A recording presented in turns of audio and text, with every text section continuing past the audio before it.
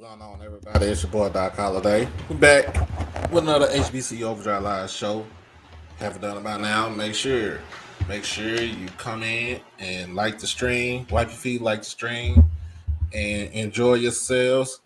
Uh, so trying to get myself ready. See if my boy Josh will be in here tonight. Let me put this in for Mr. Ford.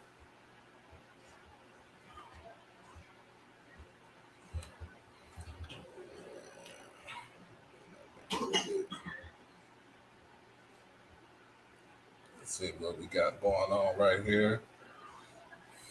Y'all just excuse me. Just got home from work, so um, the life of a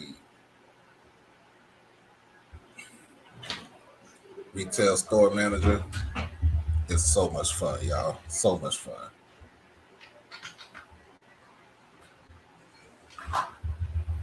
But make sure that you like the stream. Make sure you hit that notification bell for everything HBCU Overdrive, and also just become a member and subscribe, y'all. While I get my slides ready.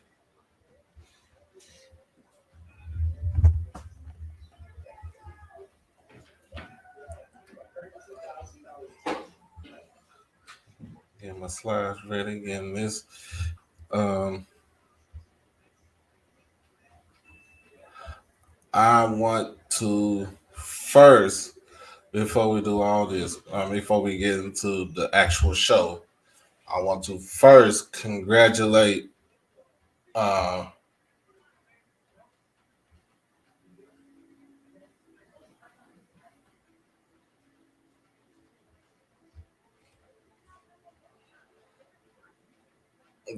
congratulate TC Taylor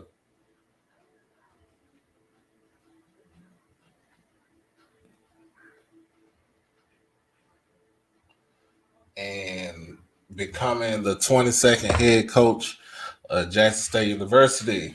So, um, looking at it, man, it was the best hire. It was the safest hire that I would see. Um, I don't see anything. I didn't see anything wrong with this hire. Um,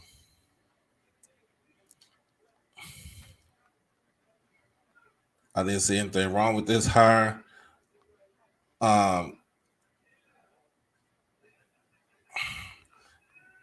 didn't see anything. Didn't see.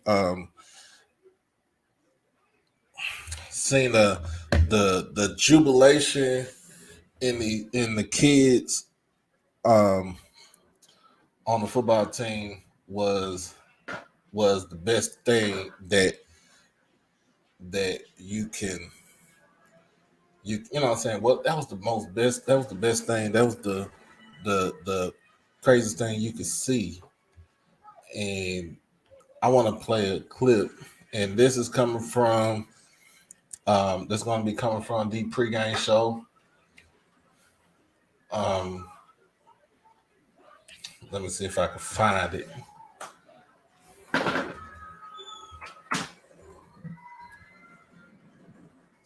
Find it for you.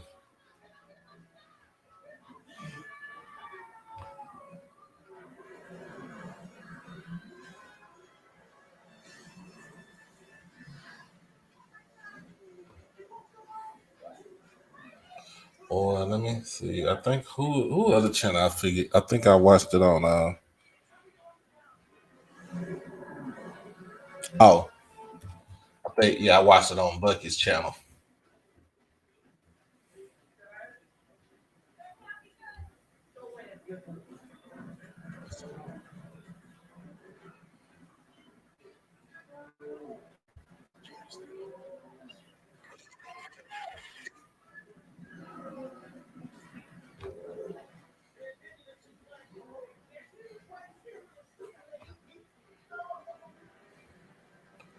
But yeah, man, I'm gonna put this on here. That way we can. I'm gonna share the screen. That way y'all can see the adulation of these kids, you know what I'm saying, of the coaches.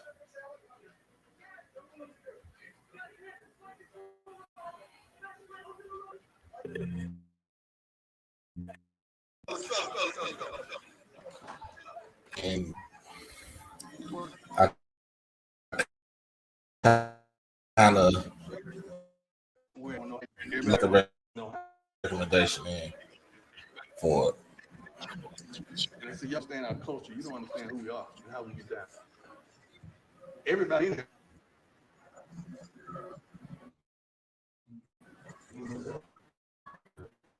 And you focus on thing that I've asked the coaches to do is keep the main thing the main thing. Y'all know what the thing is. That's this game. That we're going to go out here and dominate.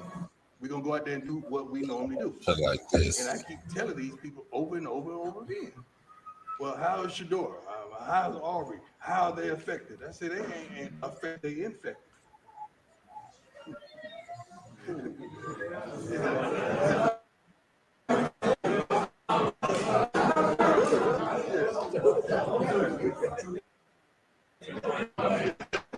Now I'm gonna fast forward it because the songs they got on here, I don't want to get copyrighted.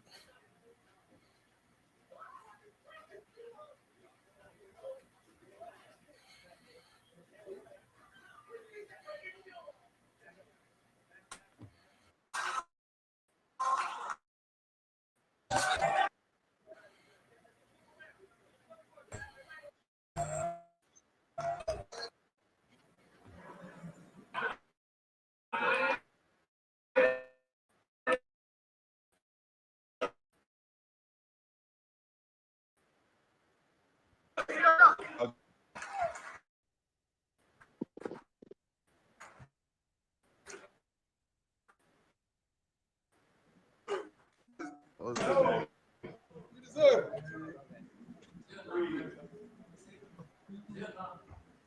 Paying my dues. Patient. Go out, order my steps.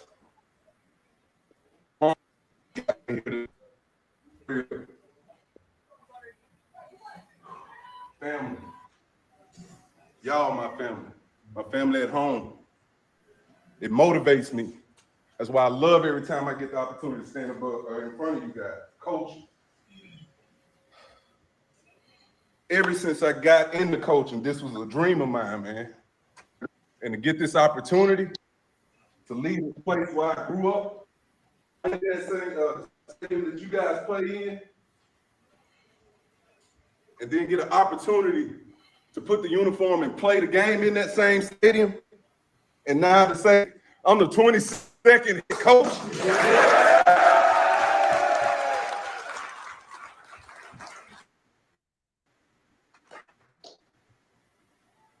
It means something to me, man. The block. He said, we're going to continue to dominate. We're going to continue to dominate. We're going to continue to bring the best fucking players in. That's what it's all about. The best coach. Ain't no setback, man. I'm giving it to you every day. You ain't got to worry about it. Every day. You're going into the national champions.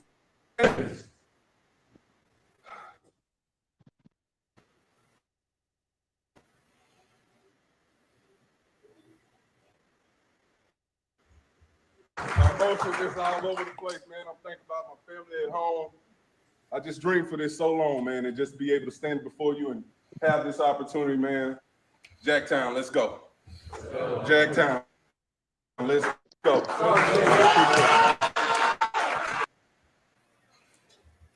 All right. What'd you think about that, Mr. Ford? Man, I think everything's at ease now, man. I think Jackson should blow him out. The only thing I'm concerned about, I want to see the staff. I don't want the homeboy stuff. I want people with NFL experience and Power 5 experience. I want the same kind of staff Dion had. I don't want to go get no teammates. I believe you. I feel you. I feel you. I don't even think he'll get some old teammates from when he played back, back then. And I hope he's not the head coach and offense coordinator. I hope he just does that head coaching job because it's so much. See, Jackson State was already a big program. Yeah. But in the last 3 years, that program has blown up, man. You got people watching Jackson State all over the world now. Shoot. Yeah. Nah, but I feel you. I understand. And the whole thing about it is I don't think it don't sound like an indictment, man. I think this is all genuine because of the simple fact that you know what I'm saying, he waited his turn. Yeah, he did. One time I thought he and Jerry Mack were gonna come to Jackson with Jerry as head coach and he as offensive coordinator. Right. That's when I met him up in Durham. They were at North Carolina Central. I felt like when I met them, being a Swac person, I said, you know what? They're going to end up in Jackson. Because you're talking about 60,000 seats compared to 13,000 seats in North Carolina Central. It's a big, it's a bigger ball game. But like I said, I think Jackson blows them out now. I think Jackson blows them out. I might be wrong, but I think Jackson blows them out Saturday. Because the kids are relieved now. There's stability again. They know TC. He knows what those kids can do. It's just, I just want to know who's going to be the coordinators, who's going to be the position coaches, that strength and conditioning coach. Listen, there are a lot of people, I've been looking at other people's chats. They would like to see Jeff Weeks as a defensive coordinator. I saw that on a lot of chats. I mean, but like you said, he's been looking under he's been learning under Dennis Thurman for so long, and I don't see why. I mean, I don't see why it shouldn't be no problem for him to even get that position. Yeah, where he kicked the same exotic schemes and stuff like that. He might switch it up. Sometimes you take what you learn from somebody, but then you also mix in stuff that you know what I'm saying, you want to try out, and if you could get you a good mix of both, then it's a recipe. You know what I'm saying? To me, it's a recipe for success. Yeah. Now, one thing I like about that system, it's a dominant system, but it's real simple. They assign you to a gap, and you just take that gap. It's real simple. And then for him, people gotta realize this is for him from being the wide receivers coach / offensive coordinator to being the head football coach. That's a big pay jump right there. Oh yeah. That is a big pay jump. For the guy saying in the chat talking about is cursing and accepted speed. You gotta understand it's cursing and accepted speed because he was excited. Yeah. He was lost you gotta understand he was lost for words because it was a long time coming. It's a long time coming. Long time coming. And it's the best. It's the right hire for Jackson State. It was the best hire because you gotta, like you said, we gotta understand. What if we did go back through the celebrity ranks as far as celebrity coaches, and then you would have lost all them kids. And then we got to start all the way over from That's right. one. You got to start all the way over. You'd have lost all those kids. See, that's what I said. See, what they did with right there, stability is back in the program now. Yeah. Stability is back in there, Those kids know they're going to be taken care of because I know TC ain't going to dog out nobody's children. Nah. That's not his style. It's funny because you got to realize, when I seen, when I was talking to TC when we was at school, you got to realize TC 42, 43 years old. And, right. When we were in school, we was 17, 18, you know what I'm saying, years Right. old, we was talking about PlayStations and what club we gonna go to. Now we gotta know, you gotta talk to them about X's and O's, the state of the program, you know what I'm saying, how can we improve certain facilities, on the campus. In which I feel like him and Ashley Robinson will they're gonna tag team together and figure some yeah, they stuff are. out. Oh, yeah. And people say that AD Robinson didn't do a good job or anything like that when Coach Prime was there. Y'all gotta be real crazy to think that, because Ashley Robinson and Coach Prime was down there at the hip. Oh, yeah. Yeah, this guy was the National Athletic Director of the Year. Was it last year? This year? What was it? This year? Last year? Last year. Last year. Listen, everywhere he go, all his football truck. This is the guy who made Willie Simmons a head coach, gave Dooley his chance, gave Coach Prime his chance, and now he's got giving TC his chance. He's probably the best AD in black college sports right now. Yeah, man. So I understand I don't understand where people coming from, and people say we're gonna go back to mediocrity, but you got to understand the blueprint was already the blueprint was already set. The plan was already in place. Yeah. It was just the fact that Dion did show them a lot of the things that you don't do, Right. and the things that you do. Right. And the things that will give you money, and the things that will bring players and kids to come into the school. You have to buy into the system. You know what I'm saying? It was a system that he put in place. And I feel like we just gonna run it. I mean, I ain't gonna say we're gonna run the same system, but we're gonna run that system, and then TC just gonna put something on top of that. Oh yeah. Yeah. Yeah. Oh yeah.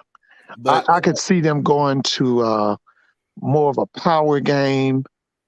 I'm thinking you still would do the 3 receiver set, 4 receiver sets, even 5 receiver set. But I can see more play with tight ends, especially offensively, because TC is a power guy. Now he believes in throwing the football and all that, but he's a power guy now. He coming downhill. Yeah, and you got people just got to understand the way TC played when he was in college. He was a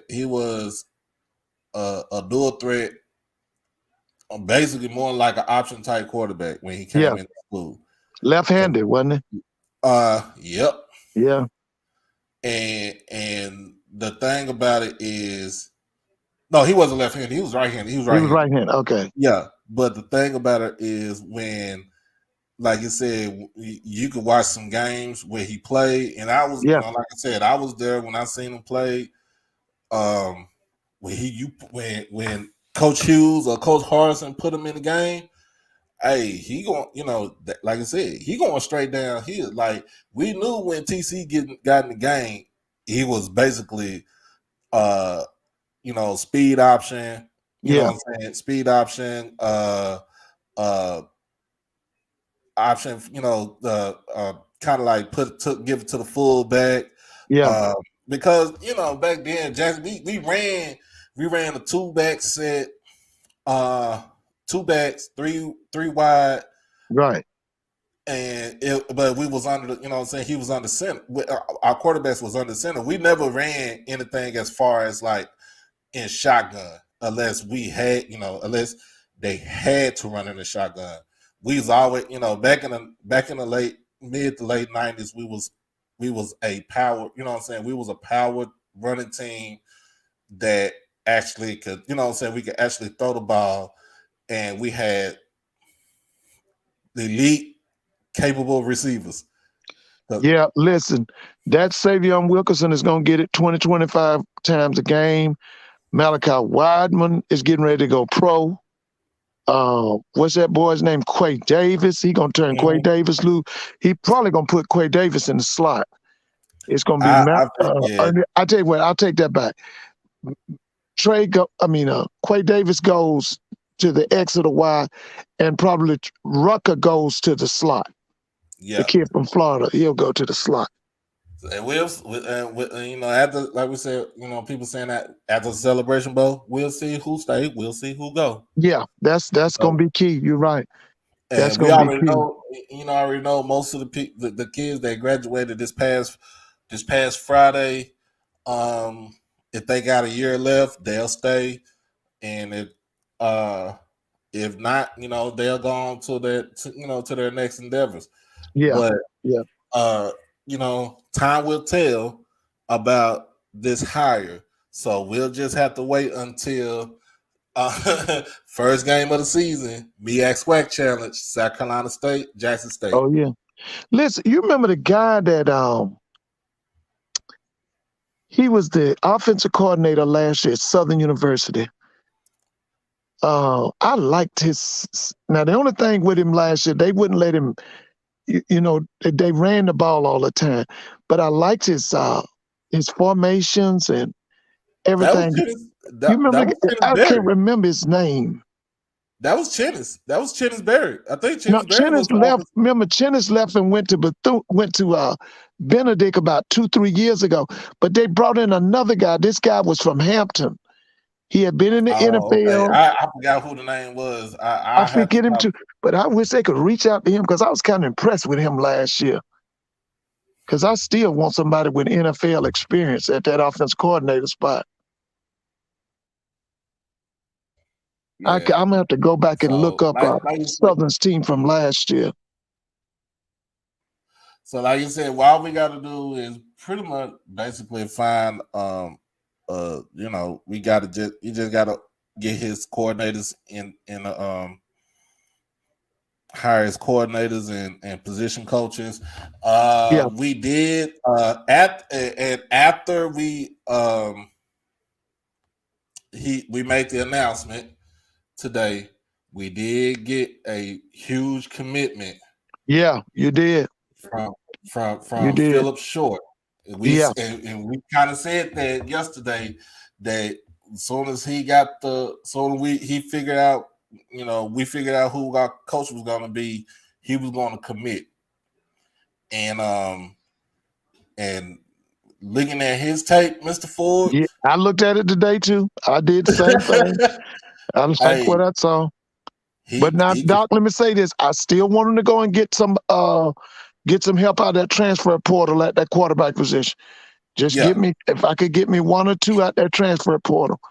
If he Power 5, be first thing. I like this kid, Jeff Sims. You seen this kid over here at Georgia Tech? He's in the transfer portal. Okay. I wouldn't mind seeing Jeff out there at Jackson State.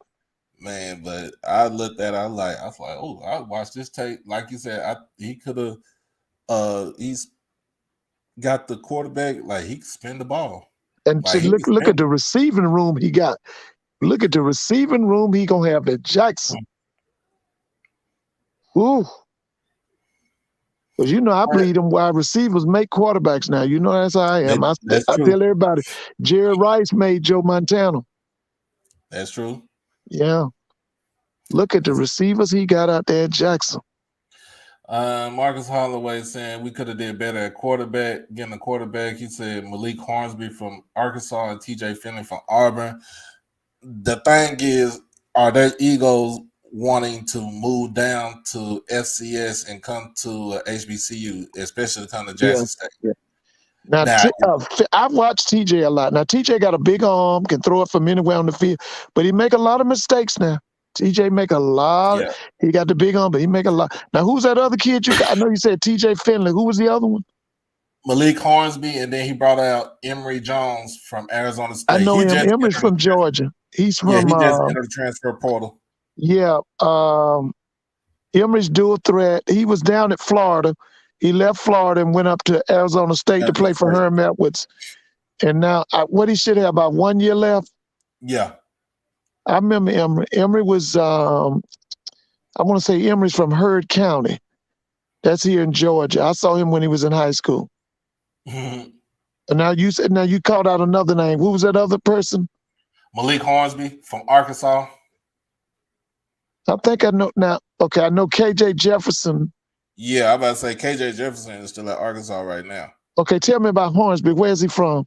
I wouldn't know where Hornsby from. I really didn't watch too much SEC football this season. Right. Except for Tennessee. That's about it. Yeah. But I wouldn't know too much about Hornsby. I know about Emory Jones, like you said, because him being at Florida. Yeah. And we I all know remember him.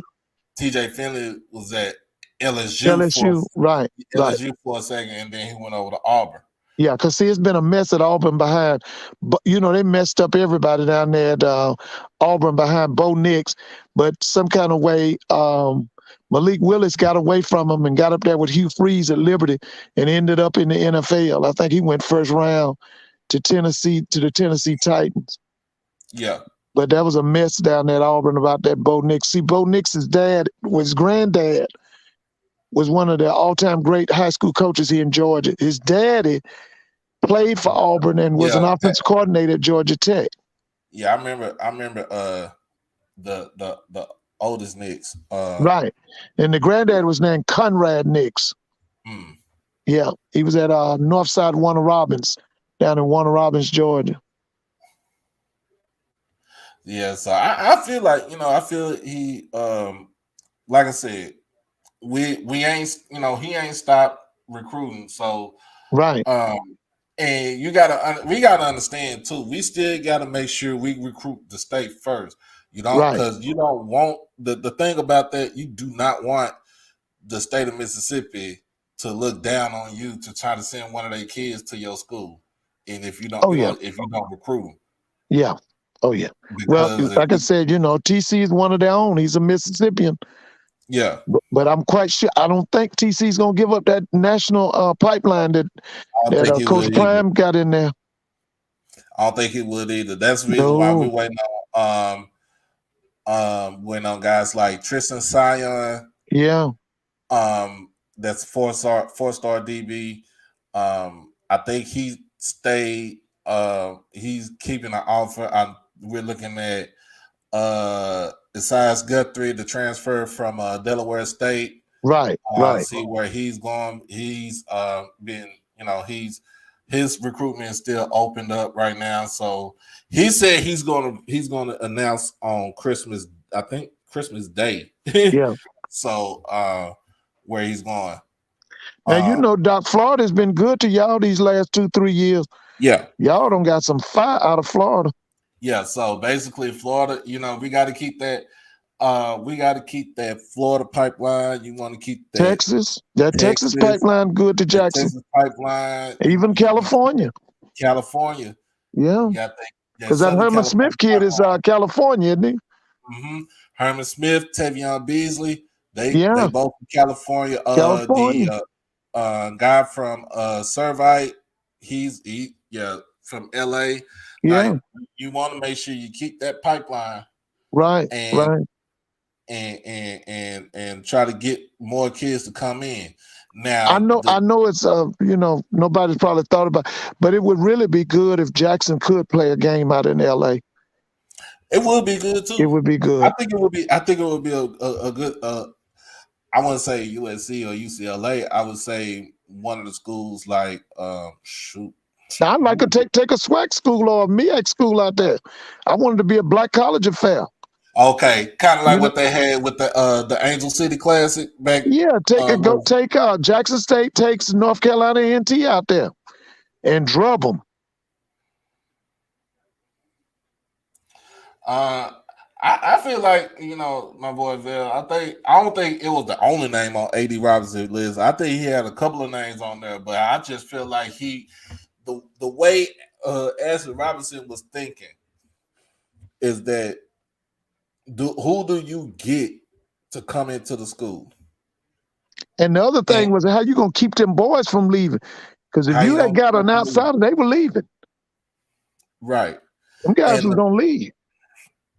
And the thing about it too is like, do you want to go back through the celebrity ranks only to be, them to be gone for in 2 to 3 years? Right. You got somebody that wants to be there. Right. You talking about TC? He wants to like literally. Y'all gotta realize he wants to literally Mm-hmm. retire Yeah. at Jackson State. Oh yeah. Yeah. That's his dream job. That's the dream He's job. like Willie Simmons. Willie Simmons always wanted to be at Florida A&M. Mm-hmm. And that's where he is. And don't like I said, I'm gonna tell you just like this. Don't think he ain't got the coaching pedigree because we ran down the names. Yeah. Ran that okay. He already, he was already under Coach Prime for 2.5 years.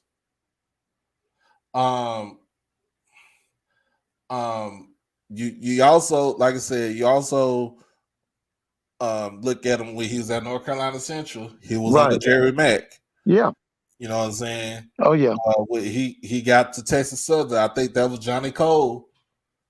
And then you got when he was at Coahoma. I forgot who was the coach at Coahoma. Oh, when he was at Texas Southern, it was Darryl Asbury. Darryl Asbury, yeah, yeah, it was Asbury. But they was winning, but they got put on probation. Yeah, they had grade issues and what you call that, APR problems. Mm-hmm.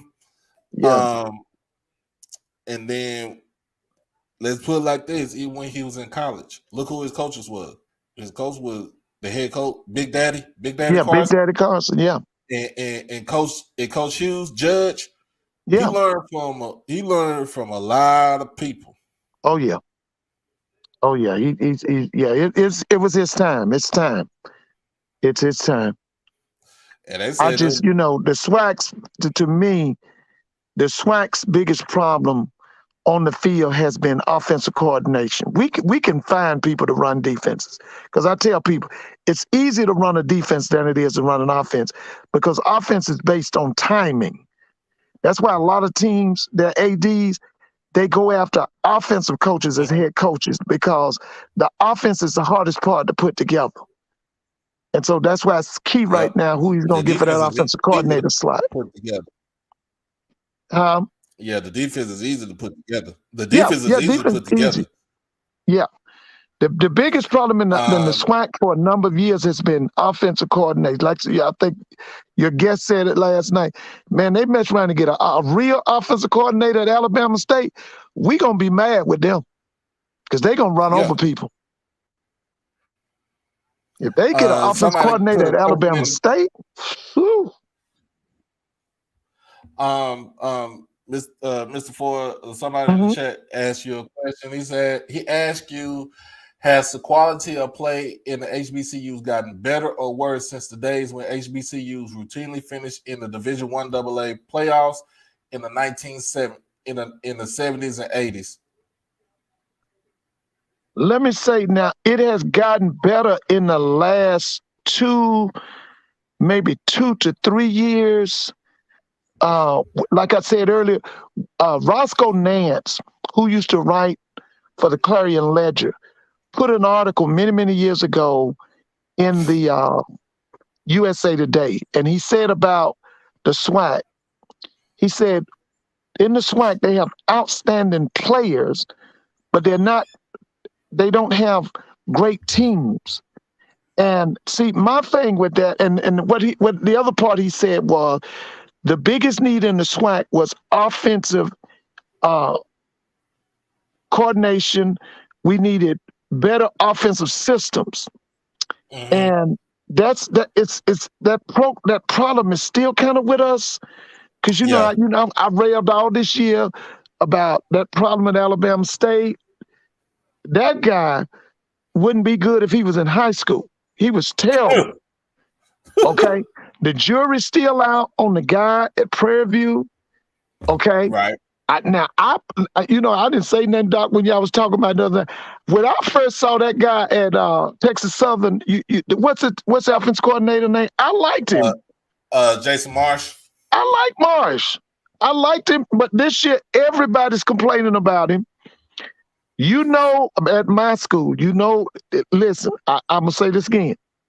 I want Hugh to just be the head coach. I need Hugh to go get offense coordinator. Let John Simons go back to being receiver. Let him be a receiver coach.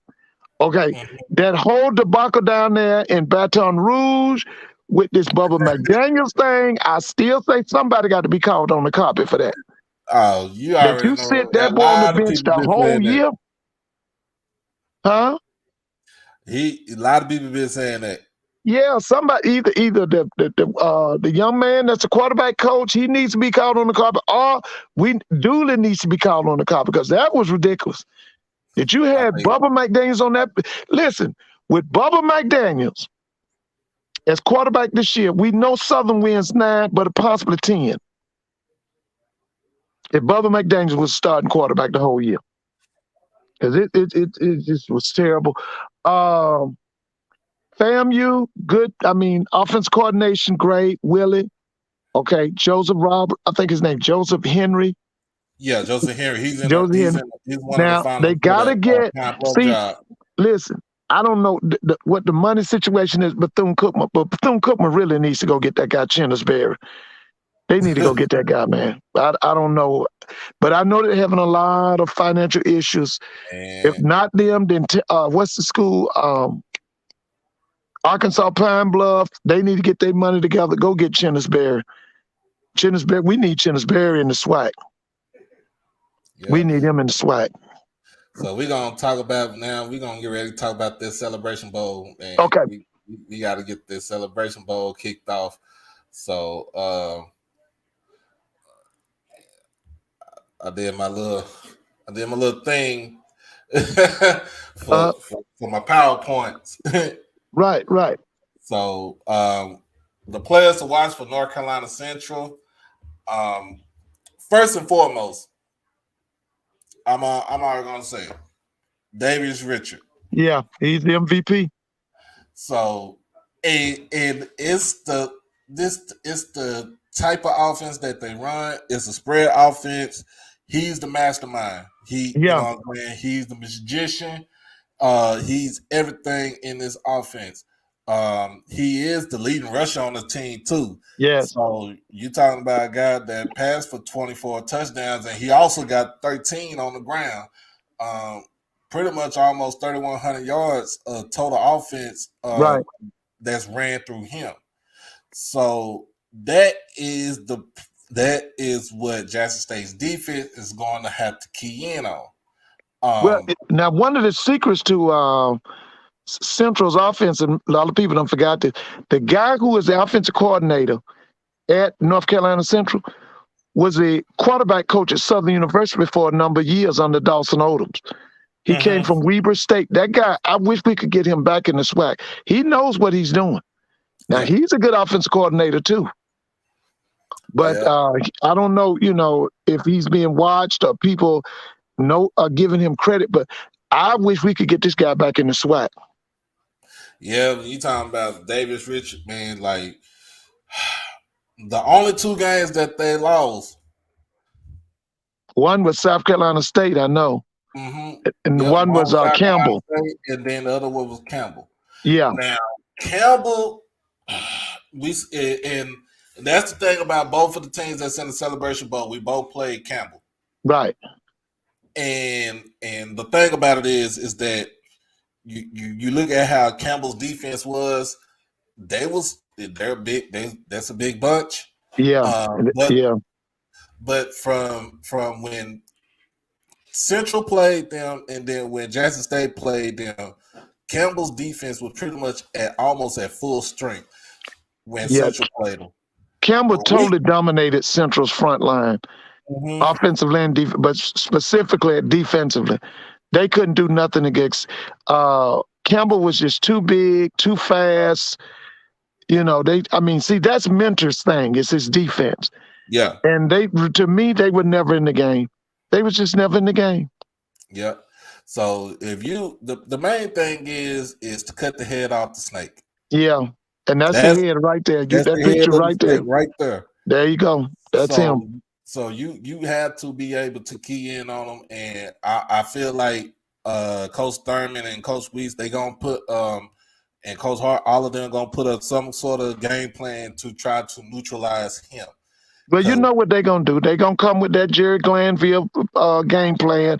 They're going to put 5, 6, 7 in the box. They're going to go man-to-man on the outside, and they're going to tell him to throw in that window. And if he can't throw in that window, he going to have a long day. Long day. So The next person on here is Latrell Collier. They call him Mookie. So Right. he's second in rushing on the team with 611 yards. Right. He also got almost 200 yards receiving coming out of the backfield. Right. 7 total touchdowns. So I feel like they could have used a little bit more to try to take that pressure off of Richard. You take the pressure off of Richard with him. Richard probably throwing for about at least 3,000 yards. Yeah, it's a given in football.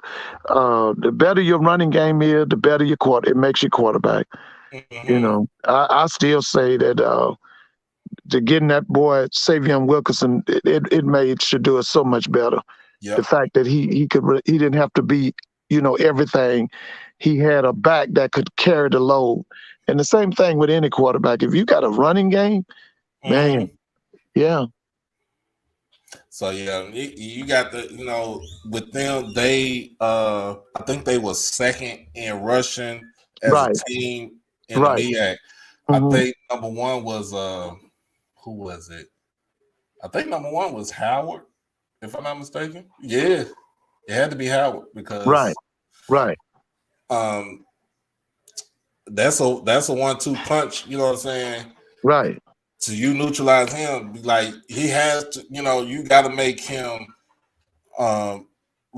He can run inside, he can run outside, but you want to funnel him inside because even though we have, Jackson State has linebackers to go sideline to sideline, right? It is easier for your middle linebacker, aka Aubrey Miller, to fill in that gap, and he has to make a decision which way I'm going.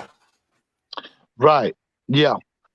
One of the things that Central is going to have to do now, if they're going to have to, those intermediate routes, what we call the out route, the 3-step out, the 10-15 out, the curls, they got to hit that. If they're not able to complete those passes right there, they in bad shape. Yeah. They got to hit them screens. We've got that too quick screen in. They got all that short stuff where you just get them the ball and then let your playmakers go. Central's got to be successful at it that Saturday. If not, they're gonna have big problems. Because this boy ain't gonna be able to stand in no pocket now. Because I'm telling you, they gonna put 5 and 6 in that box, and they coming. They coming. And you gotta realize too. Davis Richard is not no small kid either. No, we talking he's about not. A kid that's almost 200, probably about 225. Yeah, he's big boy and can run. And 6 foot, like 6'1", 6'10". I've seen some games when they play this year that he does have trouble reading defenses.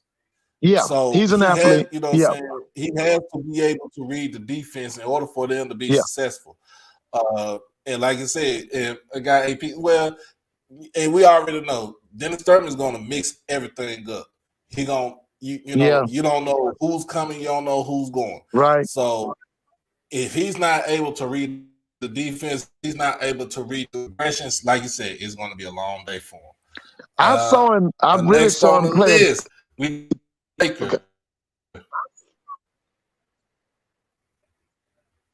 Okay, listen. What is it? Go ahead.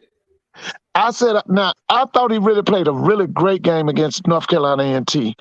I saw him against A&T. I saw him play against Howard.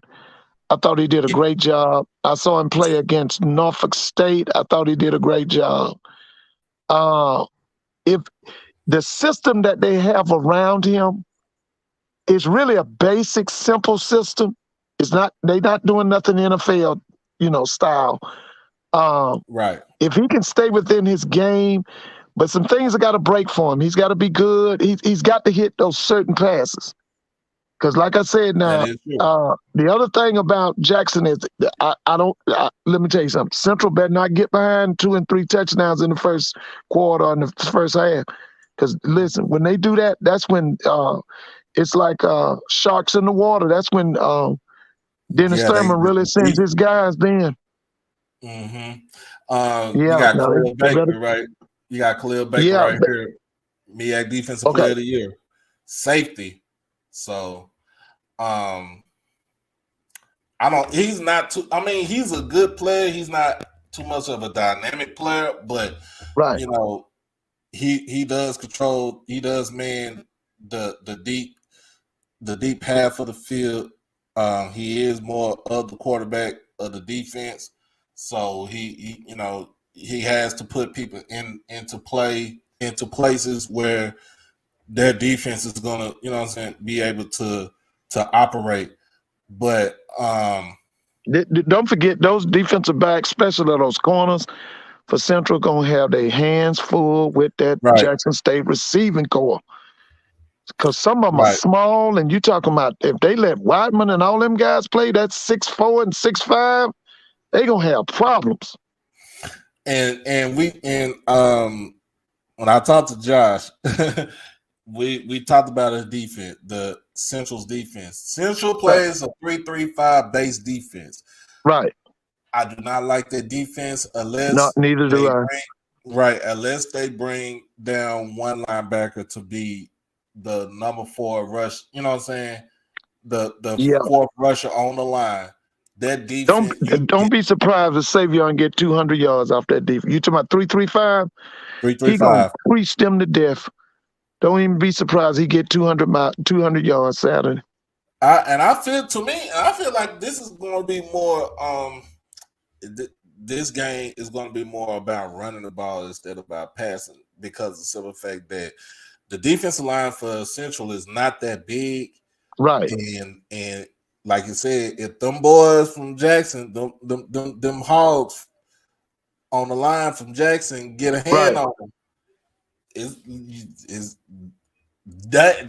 going to be like a 12-round fight with these boys. Oh yeah. Yeah. Now I'm gonna be honest with you. I just think that Central's in over their head. I could see Jackson blowing them out. I mean, really bad. Because it's so many matchup nightmares for Central. It's so many problems. This guy right here, Brandon Codgerton, he's a defensive back, but his specialty is being a return specialist, punt return, kick return. We saw him last season in the MEAC Swac Challenge, and they played Alcorn. Right, I remember.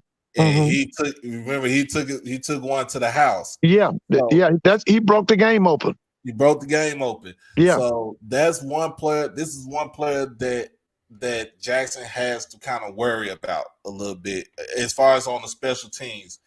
And then the last we got Robert Mitchell, all MEAC offensive lineman. So he's good. I've seen him too. Yeah, he's good. He's good. We talking about, and y'all realize too, we talking about a team that for all MEAC, the all MEAC conference honors, they had 17. Yeah. Oh yeah. That team was motivated because they were slighted by the MEAC at their media day at the beginning of the year. They were slighted by them. They picked them to be 7th or 8th or something. I mean, not 7th, but 5th or 6th, something near the bottom. And he used that as a motivational tool the whole year. So he really did. Coach Oliver used that as a motivational tool the entire year. That's why they blew out. If you go back, they blew out Howard. They blew out Norfolk. They blew people out. Oh, they destroyed Morgan. Yeah, they blew Morgan out. Matter of fact, that was on national TV. Yeah, blew them out the water. Like if just like you said with Jackson, if they get up early in the game, they got problems. Central get up early in the game. If Central get up about at least 2 touchdowns, because they are more of a running team, they're more balanced. Right. Just like that. They're a balanced team. They get the run of the ball. It's over with, because those offensive linemen is all they don't have to worry about pass blocking. All they doing is just pushing you out the way. Oh yeah.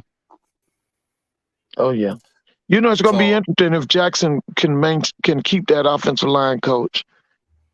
I'm wondering if he's going to stay. I would say he needs to stay too, because there will be continuity on the offensive line. That's right. They know his system. So we already know. And then we got with Jackson State, our players to watch. You know, grown. We already know what he does. Right. And he does it well. Oh yeah. Y'all gotta excuse me. I know it's a 32 touchdown. We know it's 36 because he threw 4 in the Swac championship game. So if he has a game like he did in the Swac championship game, I think he will be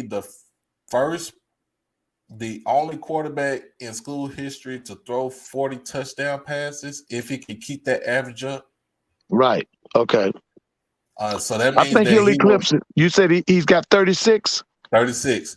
I feel like he'll eclipse that. Like I said, hey, Doc, he should have a field day Saturday. Yeah, so that means that he will basically break Casey Terrio's single season touchdown passing record. Right. In a season. Yeah. I'm looking for him to blow it out. Well, along with that running game, I'm talking about at least 400 to 500 yards total offense for Jackson. Right. Yeah. So I'm looking for him to blow it out. We talking about a guy, and we already know. We all know that he's going to Colorado. We already know he's going to be the starter for the Buffaloes up there. But he'll see Mr. Caleb Williams early on. Yeah, the defending Heisman Trophy winner. I feel like he's going to be. I feel like for Saturday's game, he's going to try to put on. He's going to try to put on a show for Saturday. Yeah, to let him see. You know, he's auditioning to let the people up in the Colorado and in the Pac-12 know what's coming. So, next on the list, as always, we got Savion Wilkinson. I know he has he's a little bit over almost 1,200 yards now. Right. So ball control.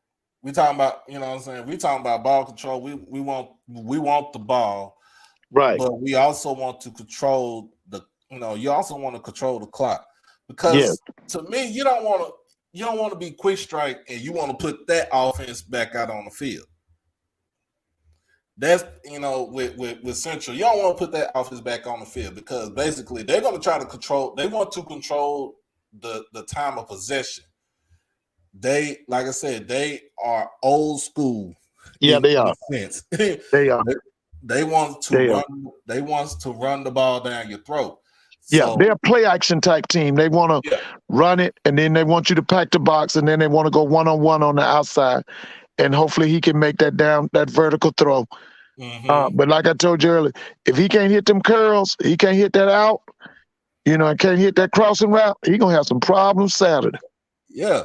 So the thing about it is you want to control the clock. You want to get a drive that's like 10, 11, 12 play drives right there. You want those type of drives. That's an NFL type drive if you really think about it. So you want those type of drives to keep that squad, you keep that offense off the field. Right. If they get a hold of the ball, like you said, they are a ground control game. They want to pound the ball. Right. Josh would tell me all day, every day. He gonna tell it to me tomorrow night on Twitter. We want to control the ball on the ground. We don't want to put it.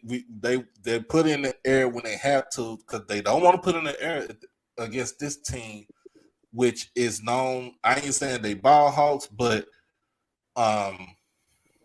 you got two ball hawks on both sides of the field. Now, Doc, let me ask you this: how about this kid, that free safety? Is it Cam Silman? What's his name? Cam Silman Craig. Right. Now, is he staying or he's going? From what I've heard, he's going. He's going. Okay. All right. Yeah. He should do it. He's one of Shador's best friends. And right. I know he played ball. I know high school ball in Texas, right? Mm-hmm. Yeah. So I'm quite sure they're gonna take him on. Yeah. Yeah. So you got a number on that yet? How many guys are going to Colorado? They said he said 10, but I think it's a strong 6. Okay. All right. Okay. Of course, we got Aubrey Miller right here, man. Oh yeah, this is Swan song. Swag's Defensive Player of the Year. So this is his last game, and he know he wants to win this game right here because last season was a nasty taste in his mouth. Oh yeah. And he do not want to go out this year like he did last year. Well, you know the scouts will be there for him. There'll be plenty of pro scouts in there looking at him Saturday. Oh yeah, I want to see him. I want to see him ball. Yeah, I do too. Him probably getting by at least 12, 13 tackles. He's gonna be all to me. He's gonna be all over the field. Oh yeah, without a doubt, without a doubt, and without a doubt. The thing I keep telling everybody is that I think that when he goes into the NFL, they're gonna shift his position to the outside. Yeah. I think he goes to the outside. I think he'll be remember the Pittsburgh Steelers, James Harrison? Mm-hmm. They're going to play him like that because he's devastating on the outside, especially on the weak side. He's devastating. He creates havoc. Yep. I just, like with him, like he needs to be, like he got to play like his hair is on fire. Right. Right. And don't forget his teammate is balling out up there in Detroit right now. Mm-hmm. James Houston is showing his behind. Yep.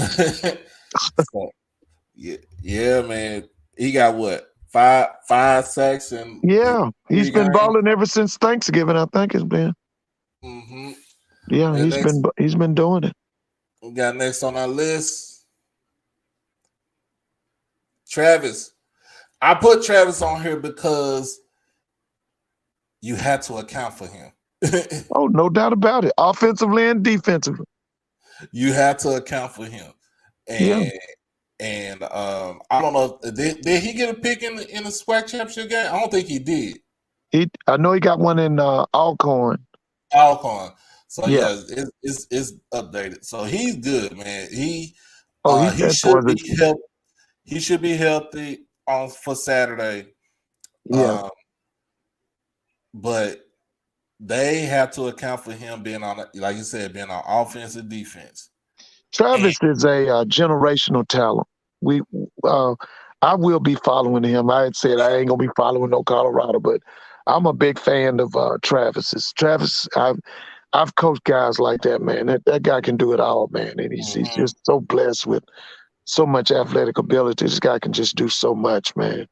But he's a generational talent. Yep. And the thing about it to me is if he ball out and if he makes his decision, if he's going to go to Colorado with Coach Prime, Colorado, the Pac-12 going to have to deal with him. Oh yeah, man, they gonna love that boy, man. He's a showtimer, man. He's a showtimer. Yep. He'll do maybe 2 years in Colorado, and then he coming out. He's not gonna do the 4. I'm gonna be honest with you. If Shadua balls out in Colorado next year, he's probably coming out too. Yep. I can't see Shadua doing no more than 3. Be honest with you. So, it's because these kids now, if they are hot and after that 3rd year, they ready to go. They ready to go. And like I said, he ball out on Saturday. Yeah. The Pac-12 gonna be on notice if he Yes, they will. Oh yeah. Yeah. Next on the list, we got Niles Gaddy. Oh yeah. Now, what about is he staying or he going? Got to talk to his dad. Okay, all right. But I know his dad. Yeah, his dad went to Alcorn, right? Yeah, he's an offensive lineman for Steve McNair. I remember his dad. He played with Hilton and Tim McNair, and was another on that team. I'm trying to think. Yeah, I remember his dad. Like he, in a sense, I feel like his dad wants him to stay. Okay, because he wants him to stay. That guy's a specimen, man. He's a specimen. And like you said, he was telling us that Niles after the FAMU game, he was playing after the Tennessee State game, he was playing nicked up. Oh yeah, he played hurt majority of the season. Oh yeah, but this somebody that you have to game plan for also on the defensive line, and not just saying Yeah, Niles did graduate, but he does have a year left. Yeah, he got 2 years left. Okay. You got a game plan for Niles Gaddy because Yes, you first do. of all, he can put his hand in the dirt Right. and rush it, or he could be a Lawrence Taylor type linebacker Yeah. and come after you. Oh yeah. It's all about where Dennis Thurman is going to place him on the field. Right. And then too, he's so naturally strong. He can also be pushed on the inside with his quickness. Yeah. So he can play anywhere in that front seven. So you talking about a guy, you talking about a kid he came in at 6'4". He's more like 6'6" right now. And right. His dad said he ain't finished growing yet because I don't even think he even hit 20. I don't think he hit 21 yet. But they say he's still growing. Yeah. So if he gets to like 6'7" and he puts on some muscle, yeah, he is going to be a problem. Yes, he is. And his dad even said he was playing between. He was said for the whole season he was playing between 215 to 235. See, the prototype that Niles Gaddy is, this is the kind of guy that I've said for the longest Florida A&M needs to recruit. That guy's about a 6'5", 6'6", 262, maybe 265. See, I've always said Fam's defensive line is a little too small for me. But I like Niles because he's a big guy and he's mobile. He can run it. Yeah. He got them long arms. He got about the reach of a 7-footer. Oh, the pros are going to love him. They're going to love him. That's why I think, I hope they keep Jeff Weeks, man. Because Jeff will get him right. And I'm going to put this name out there too because he is the catalyst on the defensive line. And I'm talking about Devontae Davis. He plays more like your Warren Sapp. Yeah, what's Devontae's number? Devontae's number 97. Oh, yes. That's a kid from Alabama. Yeah, yep. Oh, he's a man. He's a man. And he's underrated too. He's not getting the love he should. He should be getting more love than he's getting. Yeah, he's a man. Yeah.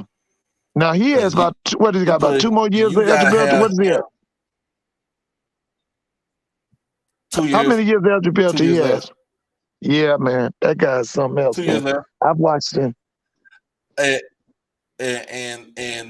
like I said, if he doesn't control the gaps on the defensive line, you don't see Auburn making like 13 tackles a game. Right. You don't see that. Yeah, he creates for Auburn. He creates for Aubrey because Aubrey, if you really think about it, Aubrey only goes on the side of where Devontae Davis is blocking at. Oh, yeah. Devontae's something else. Now, that big kid that came from the school down in Miami, Florida, not Florida Atlantic, but Florida what? Florida International. He wears 31. Is that kid back? Is he coming back? Mercier. Yeah, is he back? Oh, yeah. Oh, he's a player too. He's a player.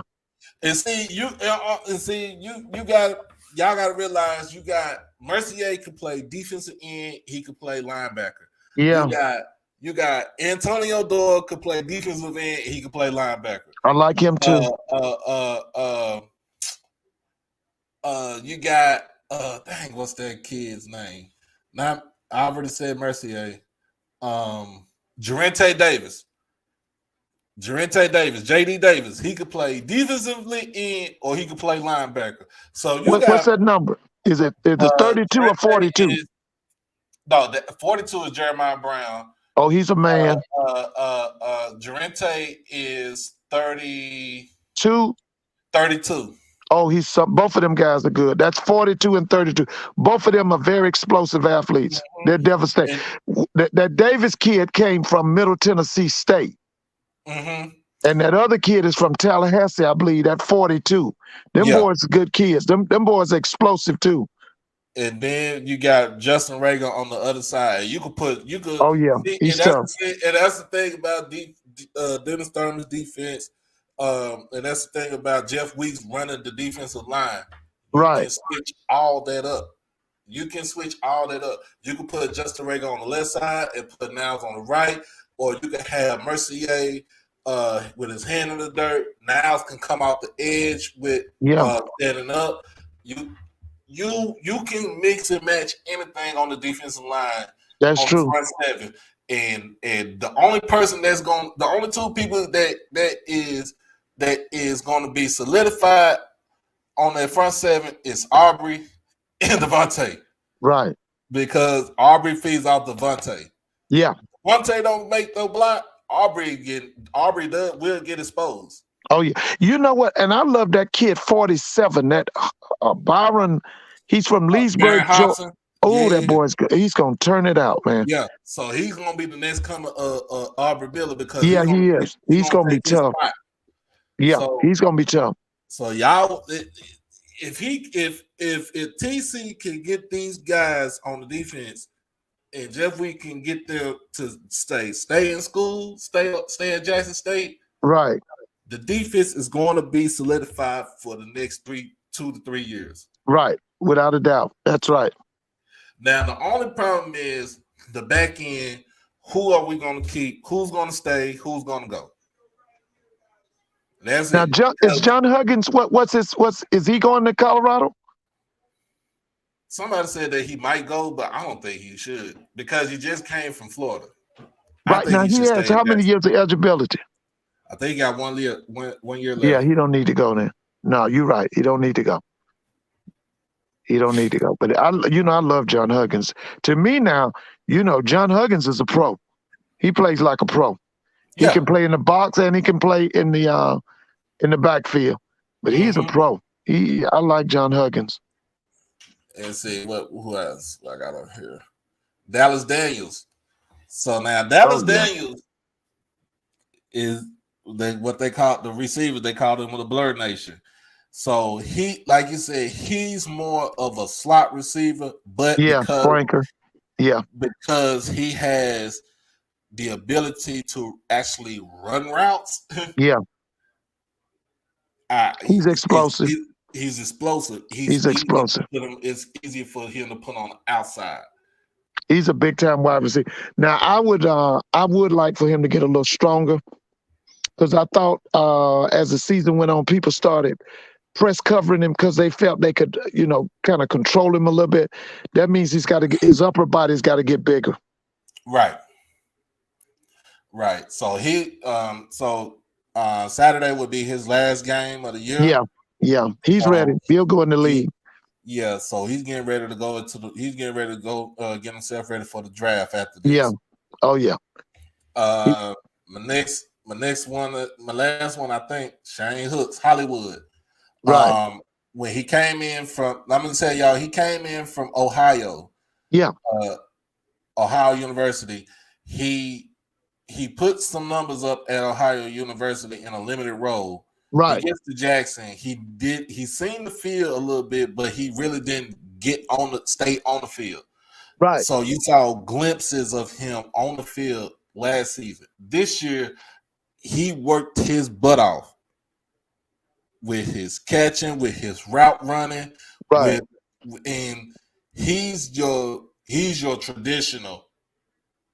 He's your traditional X. He's the X receiver. Well, I thought for him, and he's kind of like Aubrey.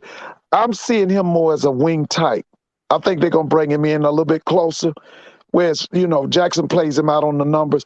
I can see him being transformed not as a blocking tight end, but more as a Travis Kess. What's the guy at Kansas City? Travis Kess. Mm-hmm. They're going to break him in like that. If he's willing to accept it, I think he has a greater future as a tight end, as a pass-catching tight end. Because remember now, if you put some that weight on guy, Shannon Sharp, went up originally as a wide receiver. Dan Reed then made the change and brought him in out off the numbers and put him in as a tight end, and that's why he's in the Hall of Fame today. Yeah, because they changed his position. But when he was at Savannah State, he was a wide receiver. Yeah. So Shane is your possession receiver. That's another reason why I say he should be a wing tight, what we call a wing tight, Kessler and Winslow tight. Yeah. Yeah, so Shane is your possession receiver. He has some spectacular catches this season. The only problem about Shane is and I know he does it. He's doing it for a good reason, but he fights for the extra yards. Yeah, but he doesn't have good ball security. Yeah, I've seen him cough it up a couple of times. Yeah, they punch the ball out there plenty of times out of his hand. So he has to be able to hold on to the ball. And Shane easily could have had 1,000 yards this season. Yeah. Dallas Daniels easily could have had 1,000 yards this season. Right. If you would have got Malachi Wyman out there too, it'd have been a whole that's a triple threat right there. Somebody was going to get double, and somebody was going to be playing, single, and one of these receivers was going to play against the safety, and the one that's playing against the safety, he's going to burn him because all three of them have speed. Right. So he I commend him that he did work on his route running. He worked on his hands. He's gotten better with his release off the line. He ain't scared to go inside. He ain't scared to go outside. He can, he's tall enough to do the jump ball. But he doesn't have the same vertical like Malachi does.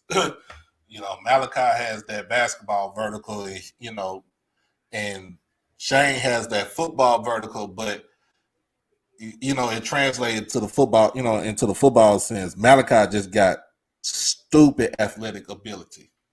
Yeah, without a doubt. And then I can't forget about Dallas. Not Dallas Daniels, but DJ Stevens, the tight end, that was a godsend to Jackson. Is he gone or he's coming back? I think he should be coming back. Ooh, he was tough. If he comes back, he's all conference next year. Yep. Then we still got Jency Riley that's still on the team. Is that 84? No, that Jency is 81. Oh, he's tough. I remember him. Yeah, he's tough. Still on the team. You got Fortaline. He redshirted. That's the guy that came in from Florida Atlantic. And then there was a tight end came in from Marshall. Yeah. Hayden Hagler. So you got a lot of people coming. Yeah. A lot of people coming back. So that's what I'm saying.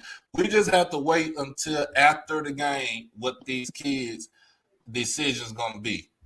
Yeah, you're right. My biggest thing is I just want to see who these coordinators are going to be. Who are going to be these position coaches? Who going to be the position coordinators? Yeah. So I'm going to put it back up there. So what's next? What's next is, I'm going to tell you what's next. Jackson State trying to go 13-0. Oh, yeah. And North Carolina Central trying to ruin the party. Yeah.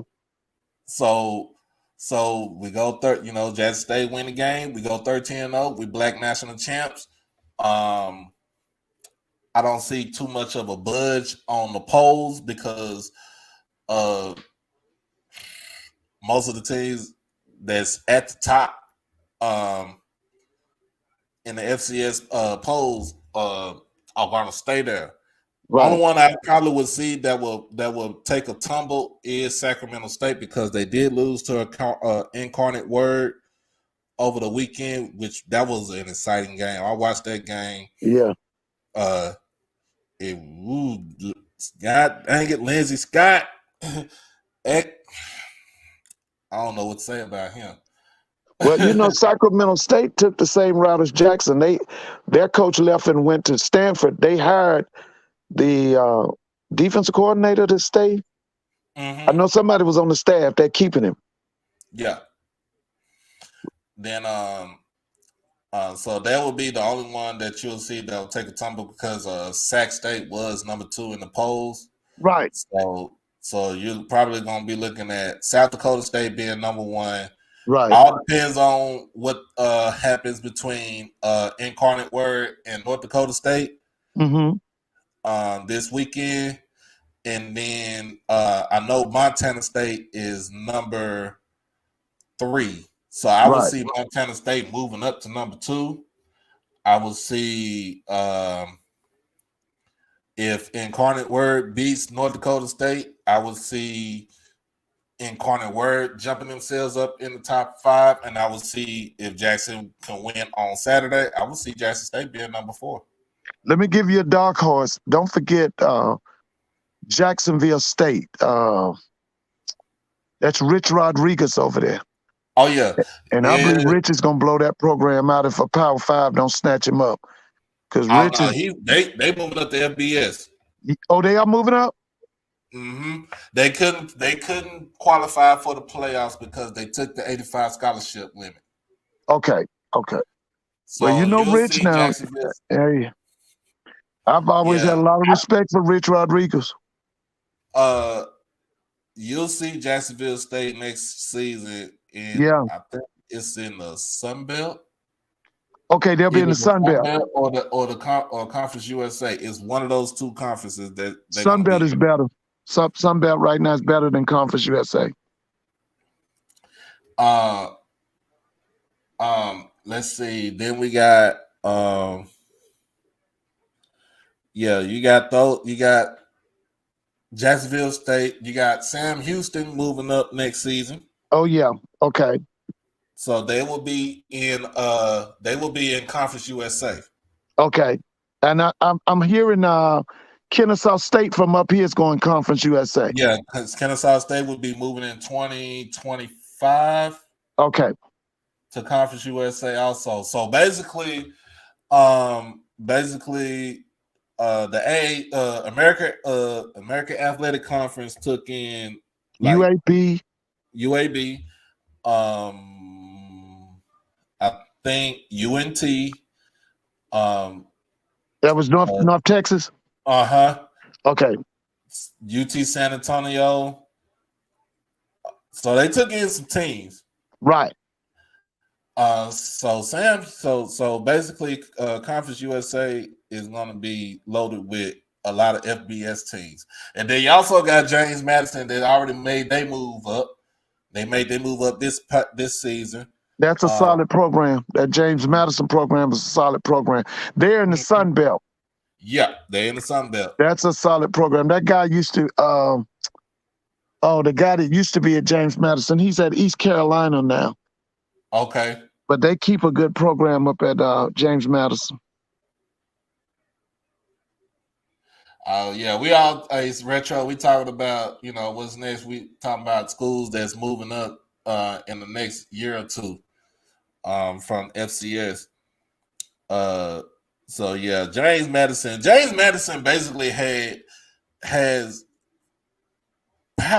group of 5 facilities. Yeah, they do in the FCS. Right, that's right. And I'm telling you something. They got in the Sun Belt this year, and they kept rolling. Same with Jacksonville State. Yeah. Same with Kennesaw State. Yes. Well, Kennesaw State has a very small state. I think the home field there on campus only holds about 8,000. It's relatively small. Fix that up before. Yeah, because they're going to go big. It used to be for a soccer though, right? Yeah, that's right. It was for a soccer field. Yeah. Mm-hmm. So you got a lot of schools that's moving up, and then like I said, you got the ASUN and the WAC combining into one conference, so the WAC can actually move back up to FBS status. That's the Right. reason why they. Did what they did. That's the reason why New Mexico State went to independent, because they want to move back up as a conference. Once they move back up as a conference, New Mexico State comes back. They might snatch up Hawaii, but I think Hawaii is going to stay in the Mountain West. So there's a lot of shifting. It's a lot of shifting in basically within college football in the next 3 years. I recommend that everybody read that article by Sam Herder called "Why the FCS Playoff is a Waste of Time."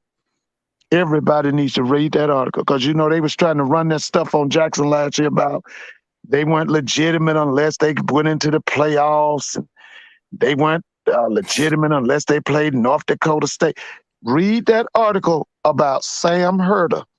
Mm-hmm. I mean, that was written by Sam Herder. It's called "Why the FCS Playoff is a Waste of Time." Mm-hmm. And you will see, for all that crew that lied all last year as if the Celebration Bowl is nothing, you will find out that the Celebration Bowl is 10 times better than that FCS playoff. And that's the reason why I feel like FCS going to have to go to a bowl system. Yeah, because the playoffs the NCAA is ripping them off. They're ripping them off. They don't care about them because you got about 25 to 30 schools in that Power 5. That's all they care about. Yep. That's what they care. Everything is catered to that 25 or 30 schools in the Power 5. And Colorado ain't one of them that they care about. Yeah, you can name off probably 10 of them off your hand. But to be honest with you, all they care about is the Big Ten and the darn SEC. You want to be honest. That's it. You got 5 teams from the SEC that's competitive. You probably got 5 teams from the Big Ten that's going to be competitive, especially now since UCLA and USC is about to go. Yeah, that's why they're pulling them. Because see what they want to do. They talk about a 12-man playoff system. They're going to have 4 teams in there from the SEC, 4 teams in there from the Big Ten, and then everybody else is a crapshoot. Mm-hmm. I mean, they ain't gonna, and then you got to realize too, you still got the Big 12 is going to be a little bit stronger with the teams that's coming in. Yeah, but now, truth be told, the ESPN tried to destroy the Big 12. They actually tried to destroy it, whether we want to accept it or not. They did. I'm gonna be honest with you, Mr. Ford. I feel like University of Texas tried to destroy the Big 12. Yeah, because they didn't want to have to pay that money. With them pulling out of the Big 12, that's so much money they got to pay for that. Mm-hmm. And they didn't want to pay the money. I felt like the Big 12 they just laid down for University of Texas because of the simple fact that UT wanted to have their own network, and it's like you can't even watch Big 12 games on your own network because ESPN has the rights to, ESPN and Fox has the rights to your content. Yeah. So when conference games come on the Longhorn Network, you can't even watch Texas versus Texas Tech on the Longhorn Network. You have to watch it on either Fox or on ESPN.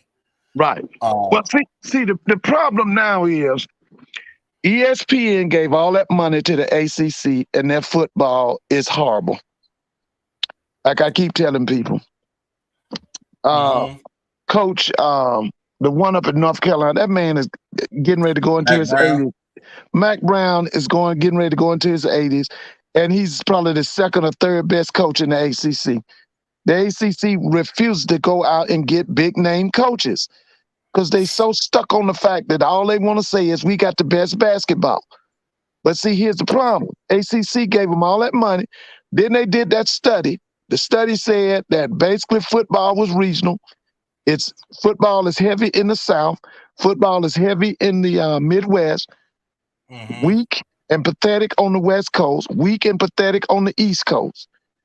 And so what you got now is a war between Fox and ESPN for the heart and soul of college football. That's what you got. It's a war. Both of them throwing big money. I feel you on that, Mr. Ford. So yeah. So yeah, when it come down to it, I just feel like the Big 12, they just let Texas do whatever they wanted. Now they get ready to leave, and I don't think the Big 12 even batted the eye because they leaving out. They just like, okay, y'all gone. Well, and see, the other thing you got to keep in mind too is that the NCAA is relatively null and void. The college football has been taken over by the networks. That NCAA, you know what? I'm saying in the next 3 to 4 years, the Power Fives is gonna tell the NCAA to get lost. You just wait, it's coming. They're gonna tell them to get lost. That's why really you can break all the rules in the book now, and there's no enforcement. Now there's enforcement on the smaller PWIs and the HBCUs, but they're letting Alabama, Texas, them schools can do anything. Well, somebody talking about Colorado will be back in the Big 12 real soon. Now, Colorado gonna stay in the Pac-12. They have no fight in being in the Big 12. They knew as far as the region goes, a lot of teams did not want to go all the way up to Boulder to play a football game.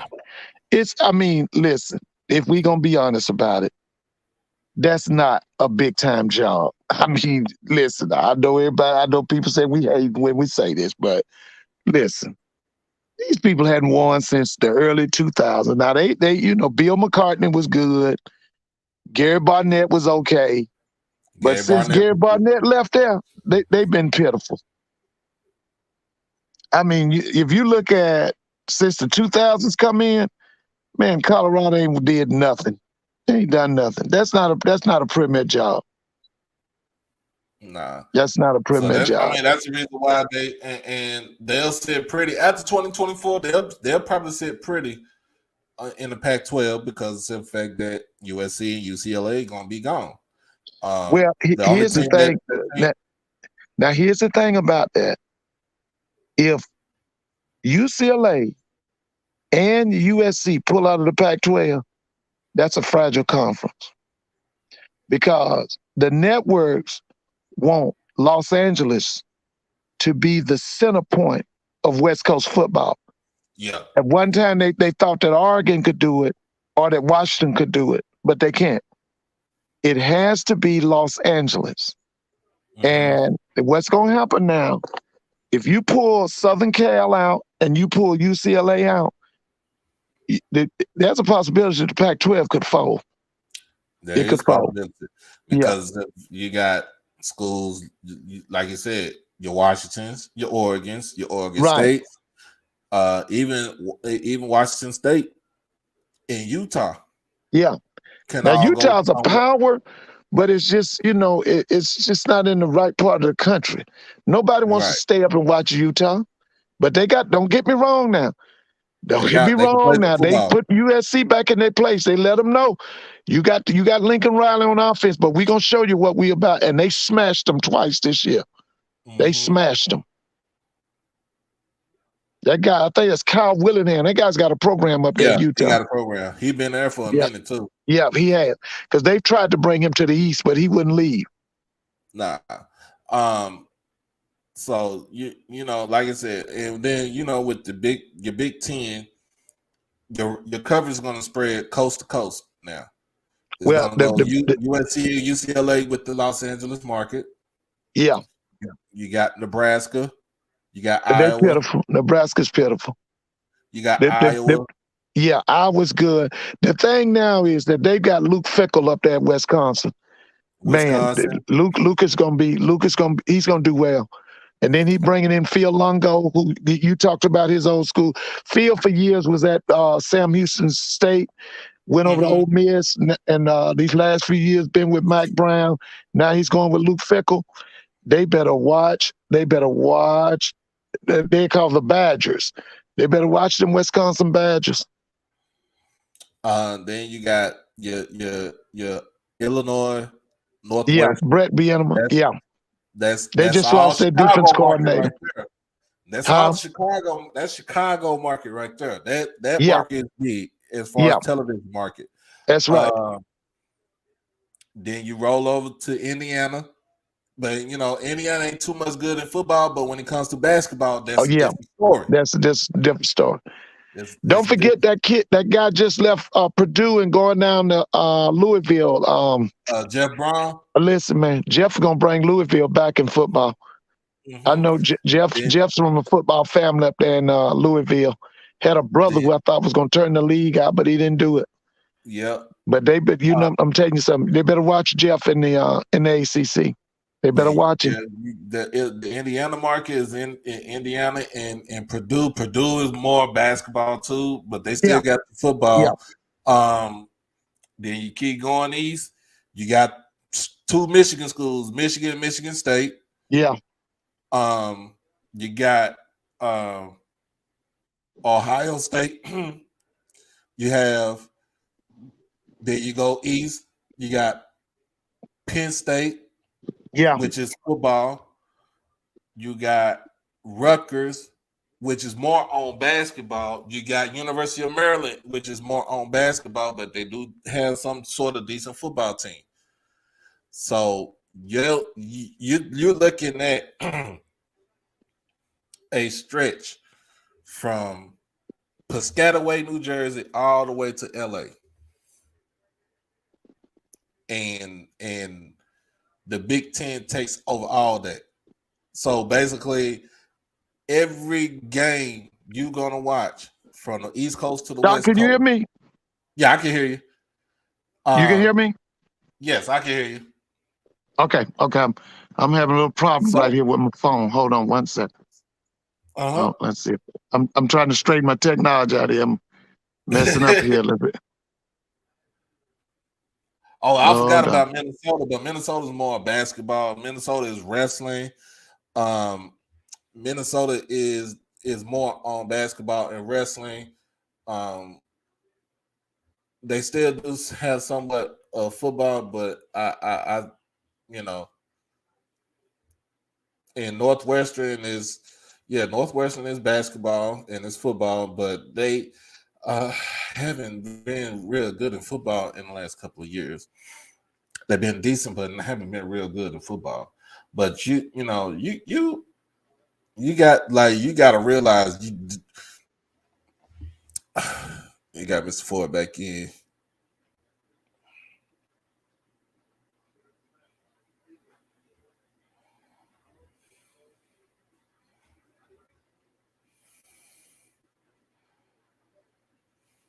Can you hear me, Doc? Yep, gotcha. Yeah. So when it comes to Big Ten, the top 5 teams in the Big Ten after 2024 is going to be Michigan, Ohio State, USC, UCLA, right, and Penn State. Yeah, that's for football. Yeah. Don't like I said now. Don't count out Luke Fickell. Oh no, I ain't counting out Luke Fickell. Don't count him out. Going to West Coast, because let me tell you something. Up there at Camp Randall, they gonna give him all the money. They go to be top 5, and he gonna produce. Luke knows how to run a program. See, to me, to be honest with you, when they gave that job to Ryan Day, they should have gave it to Luke Fickell. I think everybody knows it now. And then, of course, in the SEC, you got your Alabama. Yeah. You want Auburn to get back up to respectability, because that balances out that, you know what I'm saying, that balances out that state of Alabama. You need Florida. You got Georgia. Listen, you need Florida to get back that's on a top sleeping too. giant. Florida's a sleeping giant. Florida is a sleeping giant. And then Tennessee in football. Yeah. See, what their ultimate is, when they have when that new one come in with the 12, see, what the SEC wants is 5 to 6 teams in it every year. They want 5 to 6 teams in that playoff. When they go to that 12, them and the Big Ten are going to try to dominate it. Yeah, they're going to try to dominate it, but I just feel like it's going to be a dog-eat-dog type thing. It is. Well, the other thing is you're going to see in the next 5 to 10 years, you're going to see athletic programs, especially football teams, go bankrupt. Because, see, only a few of them are making money. Everybody's spending a lot, but they're not making money. Well, Mr. Ford, can you hear me? Yes. How you doing, sir? Hey, how's it going? Oh, man, it's always a pleasure to hear you, man. You get that old man, you bring it. But I'm going to tell you, Mr. Ford, the reason they're not going to go broke because there's been a switch in game plan. Right. The TV revenue, right, between the SEC, the Big Ten, and the Big 12. They're going to freeze out the Pac-12. The Pac-12 can't come in now because the Big 12 gave up, like Doc said, they gave up the streaming and network, the third tier TV rights. Right. So that gives Amazon, ESPN, and the major 4 broadcast stations the power. Right. So but they didn't. Let's say when it comes down to the Big 12, they didn't give up the stream. What I'm saying is, you're right. They split the it. University of Texas had, when they moved to the SEC, has to give up their network. Yeah, but there's a new deal. No, there's a new deal in play, Doc, where they're going to be guaranteed $52 million. Okay. But they got to give up their third tier network. That means their local network. They got to give up their local network, and this coming from the Big 12 commissioner. This the deal that he put together. Right. That way they making 20 or 30 more million than they made last year with this deal. Well, let me ask both of you a question, because this is something that I've been thinking about. It is imperative in the next 2 years that the Swac cuts their relationship with ESPN, because ESPN is not going to treat us right. And from what Byron Allen, the product that he gave us this year, it's imperative that we make Byron Allen our top priority. And I want to hear what both of you have to say about that. Because I'm going to tell you right now, the ESPN has given us their ass to kiss. But that's the problem. When we was on ESPN, we was on ESPNU. Right. And plus, ESPN Plus. Right, and ESPN Plus. But when Prime came, Prime put us on ESPN2. Okay. He put us on a national network. And that's what Prime was saying, that the SWAC had to go back in and change the structure of the deal. So now why? Because Jackson State have a 50,000+ fan base. Right. So you meet the criteria to be on TV. But the structure of the deal kept us on streaming, not national TV. So the question I'm asking you now is, do we stay with ESPN, yes or no? I say like this, the way I feel like this, Mr. Ford, I don't want to go back to ESPN, but if they can negotiate a deal as far as for the primary rights for our product, then yeah, because you're talking about now you can renegotiate instead of it being like a 10-year, $100-something million deal, you can go maybe let's say you can go maybe 5 or 6 years, maybe 6 years, 100, maybe 6 years, probably like 140, $150 million. Okay, then so Doc, you saying yes? What are you saying, brother? Doc says yes. What do you say? Yes or no? That's not going to work. You know why it's not going to work? When you go back and look at Jackson State fan base, right, Doc? And this is the point I was making. Alabama State and the rest of the schools are only averaging 5,000 fans. This is why you have to change the structure to create a driven market. Once you create a driven market, and the transfer portal can help create a driven market, and this is what Coach Prime was saying. We can't be the only team that's on TV when our competitors only have 5,000 at their home. We have to help them raise the level of attendance so we can drive a competitive market that will give us a major TV deal. They're not going to give you a TV deal with empty stadiums. So your answer is yes or no? Do we stay with ESPN, yes or no? Not the deal that we have now, no. Okay, that's because my whole thing is I want to cut away from it. I don't think that ESPN is going to respect HBCU football. I think they'll always give us second and third class treatment. Because I'm gonna tell you something. I watched the game. It was a big game. It was Jackson State and somebody, and I watched it on ESPN Plus, and the production was terrible. It was awful. And that game that I watched should have been on ESPN too. But I say it like this: when it comes down to it, when it comes for ESPN Plus, they tap into the school's broadcast. So when you watch the game, let's say you watch the game from the vet that was at the vet, and it was on ESPN Plus. Oh, it was terrible. It was terrible because it was from the school's broadcast. So JSU TV broadcasted it. ESPN put its overlay and all the stuff that you see on TV on there. So that's the people, but you got to realize it's because it's streaming. You're streaming.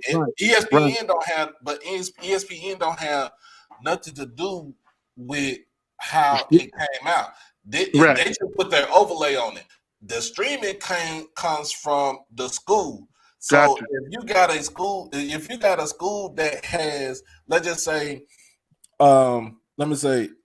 Alabama State. All right. So Alabama State, if their streaming is good, then when ESPN comes and put their overlay and stuff on there, what you get out there is going to be good. Is how strong your stream is. But I'm not gonna say I put full blame on ESPN, because to me I feel like they could actually do a little bit more as far as bringing in their cameras and stuff like that, instead of us using our regional or our local, like. So Doc, let me ask you, Doc, and that's not just with and Mr. Ford, y'all, and Michael. That's not with just HBCUs. That's with all FCS football. But Doc, that might what we call a fifth tier contract, Doc. What you explaining? That might be the fifth tier contract. You understand what I'm saying? When you third tier, your local TV stations carry the game. You follow me? Yeah. Right. By this being controlled by a JSU network on campus, that's called fifth tier. So even though ESPN, like you said, is the overlay, they streaming through JSU. You follow me? Right. So that's a contract. That's a contract that JSU negotiated. So that's all in the different layers of contract. But like you said, Mr. Ford said, ESPN can still make sure that JSU are streaming correctly to give the viewers a better sight. Right, because it was terrible. But when it comes down to it, though, ESPN, when it comes down to the local streaming, ESPN ain't got nothing to say about that, because it's coming through us. Like I said, all they doing is putting their overlay. When we broadcast, they put their overlay and all with the time or everything on there. And when it comes down to it, they'll probably have their two announcers on a regional thing, and they're they're getting their feed from ESPN through ESPN. But when it comes down to the actual watching of the game, it is on the local. So that's the reason why I said when it comes to it, like ESPN can do a little bit much better with putting their, bringing in their video, like at least two or three cameras to come in to actually do something better with the broadcast. Like if you watch everything from FCS football this year, I could tell you some schools stream broadcast was tremendous, and then you got other schools streaming was terrible. And I'm not saying it's not on an HBCU level. This is on a whole FCS level. Remember, FCS don't get on ESPN2 and stuff like that unless it's in the beginning of the season. And because we're the only ones that's hot on the block at the time. So, but when it comes, to me, when it comes down to it, they had to have people on the ground to like say, okay, I'm gonna give you an example. I watched and I watch most of my stuff on the phone because I be at work most of the time. I watched Campbell when they played not Campbell. I watched North Carolina A&T and they played Gardner-Webb. That was the last game of the season, right there. Yeah, I see that game. That the video quality and the audio was good. It was, streamed and ESPN on ESPN Plus. ESPN didn't really have to do that overlay on it because, I don't know why, but certain angles when it comes to the camera overlays and where you want to see stuff on the field, you couldn't see that. It's only like you only got probably like 1 or 2 cameras, but your main camera is going to be in the press box on the 50-yard line, and they're only scanning from one end zone to the other. You don't have it to where you got a camera in the end zone where they can scan from end zone from one end zone all the way to the other, and then vice versa. You don't have another camera that's scanning from one end zone to another. So that's the reason why I'm saying that when it comes down to it, it all depends on what type of school, the production that the school does. Now, I'm gonna tell you like this: Mississippi Valley, even though I know they got the countryest announcers for their football games, their streaming is way better than most other schools in NCS. And guess what? They don't have to stream on ESPN. They put most of their stuff on YouTube. You watch a Valley game, you can watch a Valley game on YouTube. They will put it on YouTube, and they get money off of YouTube. Let me ask you this, Doc. Are you familiar with Amazon supposed to take over a lot of the streaming that ESPN had? Did you hear that? Yeah, I know that. But it's also to me, it's also a bidding war when it comes down to it. And on the real, even though yes, Amazon is run by a damn billionaire in Jeff Bezos, you talking about a company like ESPN that's been doing this thing since 1979. ESPN gave them the green light. They had an agreement. No, this is something new. They had an agreement. They have an agreement where ESPN are going to allow them to do that. Although they knew up on the set, they allowed them to do that. Well, I have a question from you and Mr. Ford too, Doc. And I had a question for both of you too. You gonna let me go first, or you going first? Go ahead, Mr. Ford. Okay, listen. This is what I'm saying to both of y'all. If you had 30 minutes to sit down with Commissioner McClellan, what would be your advice to him? Both of you. What would be if you had a chance to sit down with him? What would you tell him? Restructure. I need to sit down with him, the Jackson athletic director, and the president. Ashley Robinson. President Hudson. You need to restructure all your deals. You need to go to Jackson with the elected officials, the African Chamber of Commerce, the mayor, someone from the state governor office, and the business sector, and the Black Business Association. You need to come up with some agreements that money, that tax revenue money that Coach Prime or JSU bring to the city, if you get back 10% of that money, that allow you to bring a big coach in that'll stay and pay his assistants. Right. Because you bringing in more money than you ever brought in before in the history of JSU football. And that was what they said in the news, that this is the first time that from JSU football, they brought $35 million in the first year. And then this year, they brought $35 million in 2 years. Right. So when you match up with Prime saying JSU is leaving $4.3 billion on the table. How do we know?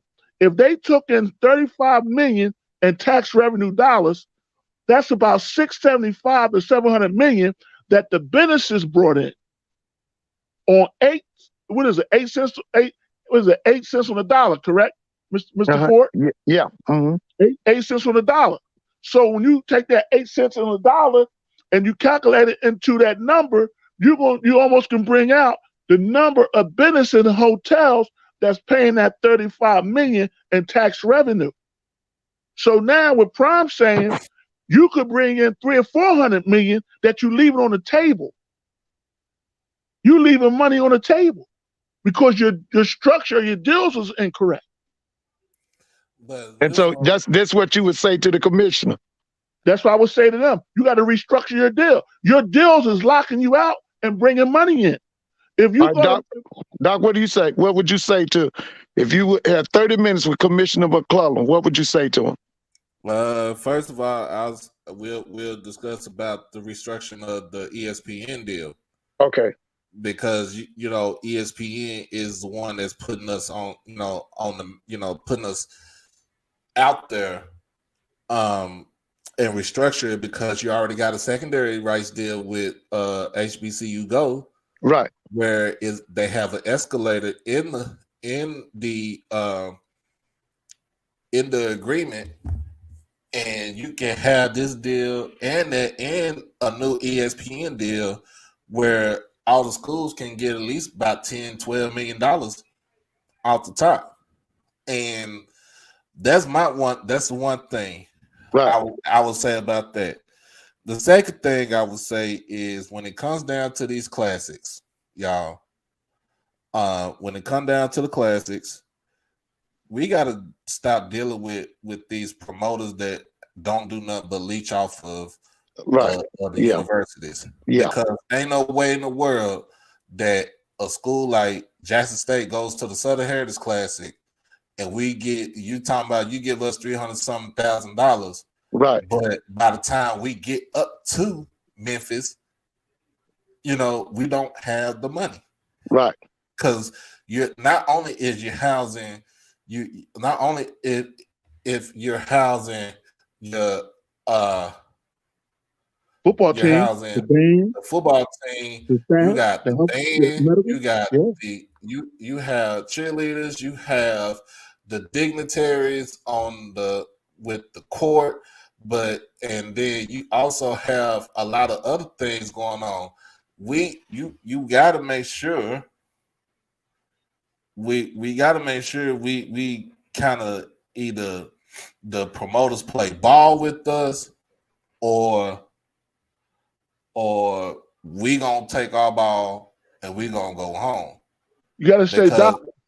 Go ahead, Doc. You gotta say the bowl game must be 750,000 to $1 million. That's the celebration bowls already. The celebration bowls are already $2 million a piece. Yeah, but there's other bowls, Doc. It doesn't. The celebration bowl is a celebration bowl, but the Southern Heritage. I should say the Southern Heritage Classic. The Southern Heritage Classic should be $1 million a piece. That should be $1 million. That's what I'm saying. But that's what I'm saying. That's what I'm saying. We have to stop doing these deals with these janky promoters. But instead of it being from a promoter, it needs to be from the city. Like I'm coming to your city. Like I'm coming to your city to do this, to play this game between this school right here. That's what I'm saying. Then the city won't do it, Doc. The city won't do it.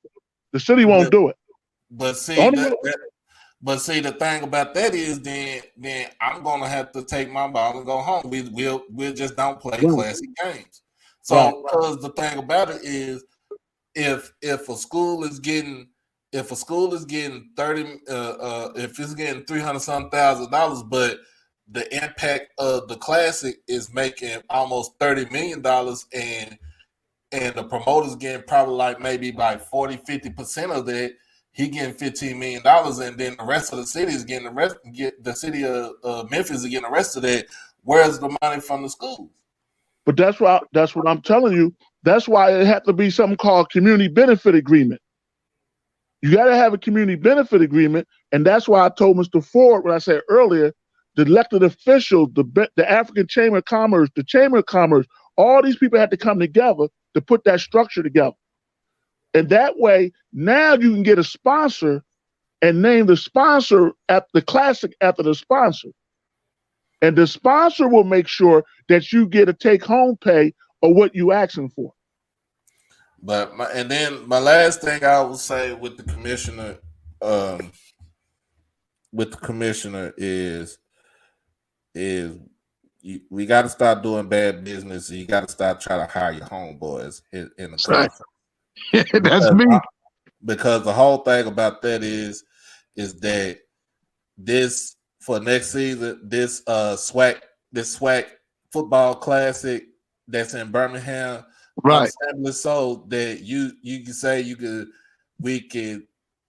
rent out Legion Field for free, but you know what I'm saying? Like, no, I'm not wanting to go to Birmingham. I'm not saying there's nothing to do in Birmingham. I just wouldn't want to go to Birmingham. You already got the Magic City Classic that plays there every year, and they bring in boatloads of money to the city. And see, that's a agreement between the schools and the city. Birmingham gives their money to Alabama State and Alabama A&M for the Magic City Classic. Now, like you telling me that you taking the Swac football class and you want to put Jackson State and Southern there in Legion Field, where we could either be home and home like we always been doing, or B, we could take that thing on the road instead of in Birmingham where more eyes is going to see it. We have a big alumni base here in Dallas. I see it. Bring the thing to Dallas. Right. Okay. Jerry's World. So who's going to pay for that? It ain't got to be paid for. Jerry Jones, it's not owned by Jerry Jones. It's owned by the city of Arlington. No, who's going to pay for it, though?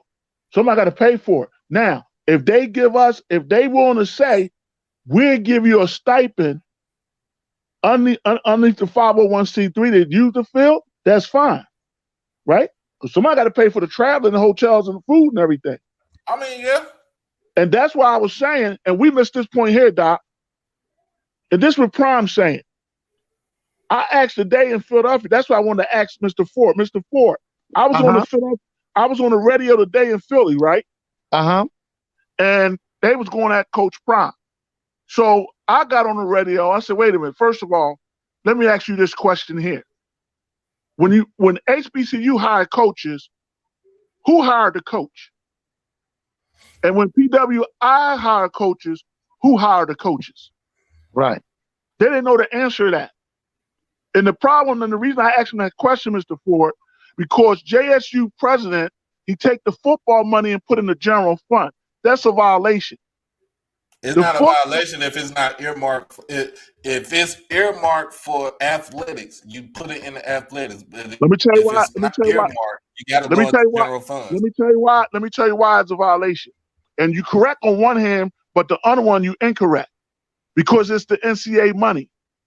The NCAA money is not the school money. They're only in a joint agreement with the athletic director. So while it's being the NCAA money, that money supposed to go back into the program if you want to lift your program. And the reason HBCUs can't lift their program, they taking the football money and put it in the general fund money. Now you're taking debt and creating more debt. So you separate the two like PWIs do. When a coach gets hired by the PWI, it's not the athletic director, it's not the coach. It's the boosters and the alumni in the business sector that hire that coach, that fire that coach. That hire the president, that fire the president. That's how it goes. I never heard nothing like that. Yeah, Doc. What he's talking about, they have a foundation. We don't have that in the black college level. We're not at that advanced. Yeah, I know what he's talking about. They like the University of Georgia, the athletic program at the University of Georgia is not controlled by the school. It's controlled by a foundation. I know he's right, but we're not that advanced. We're Right, not when I that was in advanced. Lamar, Doc, I was in Lamar in Texas, right? The CEO of Exxon was the major shot caller of everything we did in school. I never knew who she was. I just know she used to sit there because she was an avid fan of basketball and football. Until I found out that she's the shot caller. And when the coach ain't coaching, he on the next flight out of there. The boosters and alumni are the shot callers of the big PWI schools, of most of all the white schools, not the athletic director and the president. They tell them what to do. Yeah. And that's why if you look at Coach Prime, when he got hired, what's the first thing the booster and them said? We don't have the money, but we're going to get the money. We're going to structure the contract for you. That's all Jackson had to do. They didn't have to have big money. All they had to do was structure a contract that would give him 10%, that would give his assistant coaches 10%. That locks them in. That also get them a contract extension. Now they locked in for like 2 more seasons. But Jackson didn't do that. Jackson could have locked them in 2 more seasons with a contract extension. Listen, Jackson did a lot. They tried, but I really don't believe Coach Prime wanted to stay there. I think that he was ready to go. That could be true, but I'm saying I think he's ready to go. But with that 10%, you lock them in. You know what I'm saying, Mr. Ford? Yeah. Now, this is what I want to say on Coach Prime's behalf. The Power 5 schools didn't want him in. See, he could have got a job at a Division I, but not a Power 4 right away. The Power 5 schools didn't want him in. They didn't want him in the SEC. They don't want him in the ACC. So now he's in. I think he'll get him trouble. And they know that because he's a hell of a recruiter. And this is what people don't understand. Before Prime came to Jackson, he had an analysis team on the ground looking at the football structure before he even came to Jackson. Right. And then he sent an analysis team to Colorado before he even got there to I think Mike Zimmer was around. Listen, guys, I'm gonna have to let it go. You know, I gotta be in the school in the morning. Listen, I'm about to. Doc, when are you going on again? Probably Thursday night. Okay, listen, y'all have a good night, and I'll see you Thursday. It's always good talking to you, Mr. Ford. Okay, have a great one now.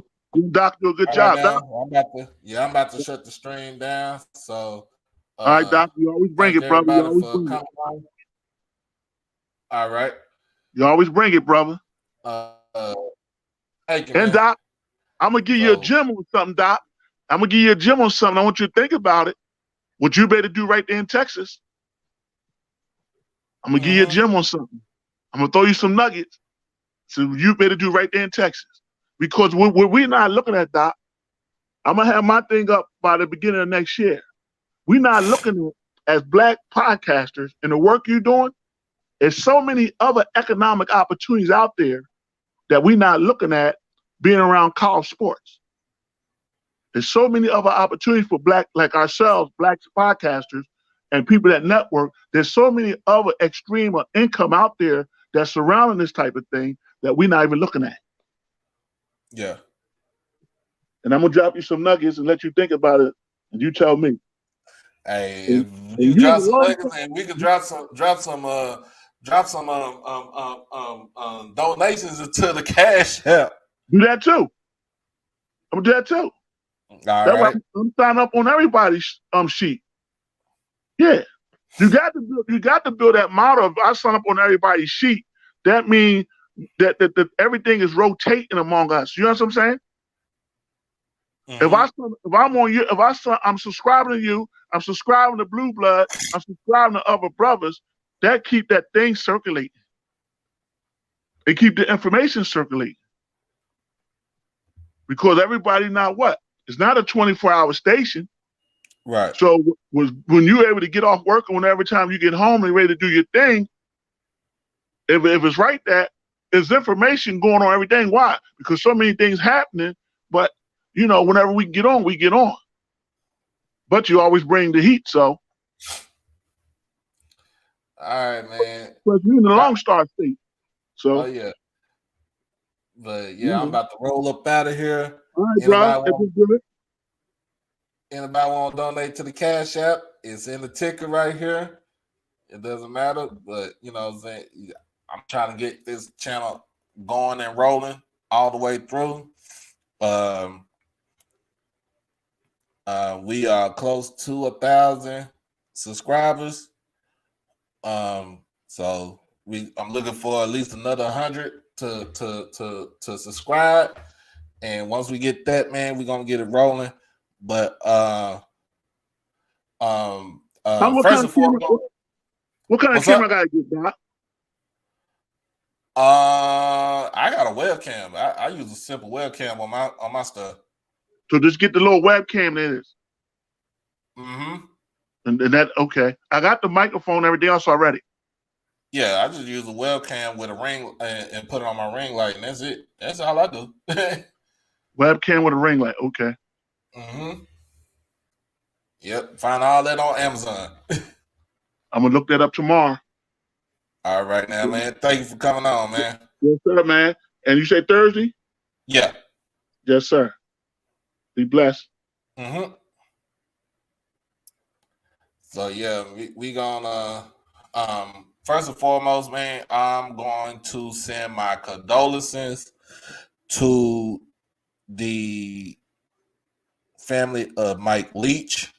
As people don't know already, he did pass away this morning from a heart, I think from issues from a heart condition that he had.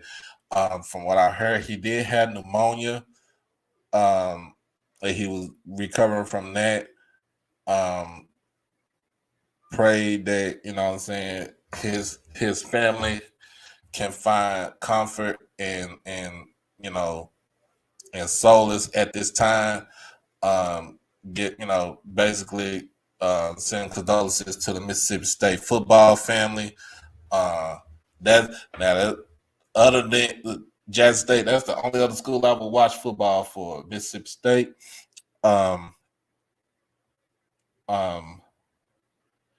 Yeah, man.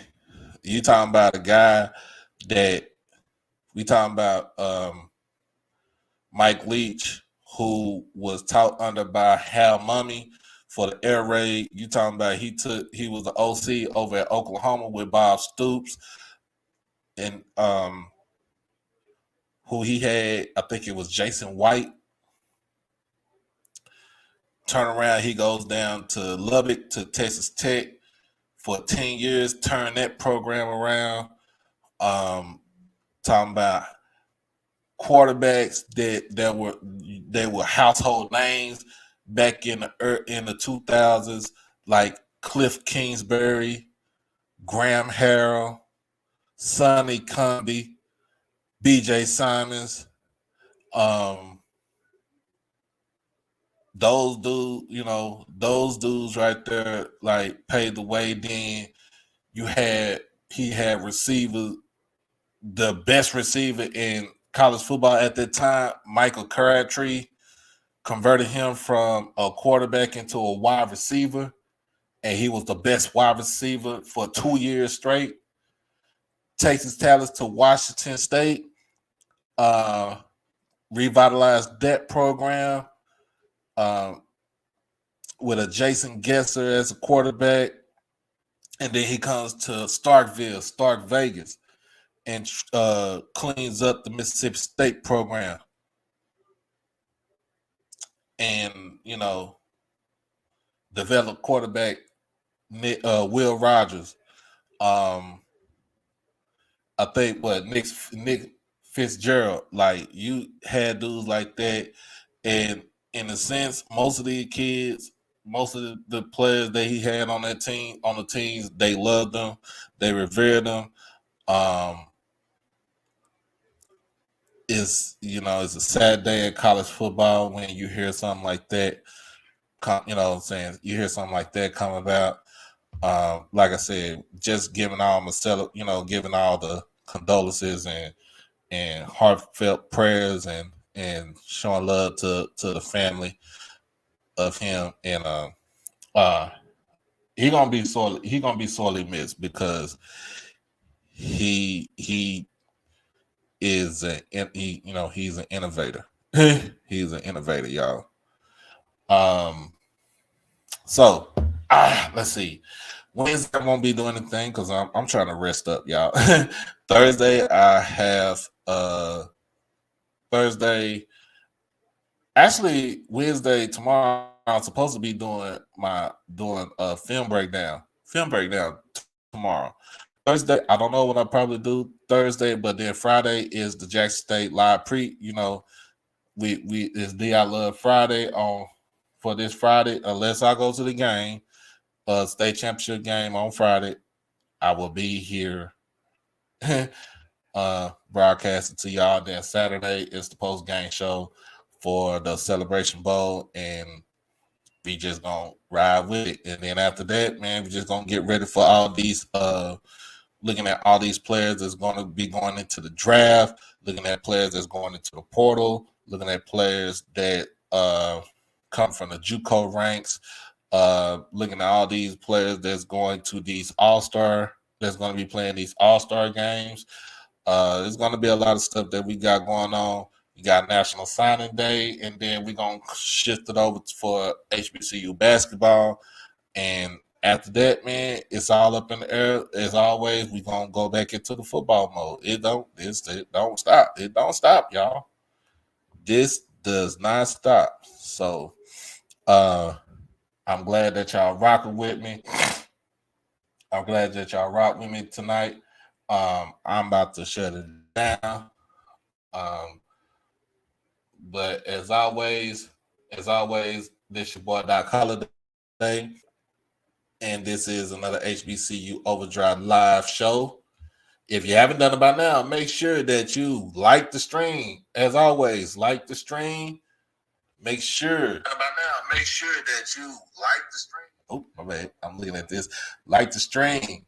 Comment on the stream. Share it with your people. And subscribe to the channel. Make sure you hit that notification bell to get everything HBCU OverDrive. And if y'all don't think I'm lying about this, I'm gonna show you. This is where we at right now. This is where I'm at right now. 787 followers now. We got to get that thing up to 1,000 so we can get this thing jumping. All right. That's where we at right now. We get the 1,000, we're going to get this thing jumping, y'all. Like on the real. No bull. So, man, in the meantime, between time, as always, y'all be easy. Y'all stay safe. Y'all stay dangerous. Peace.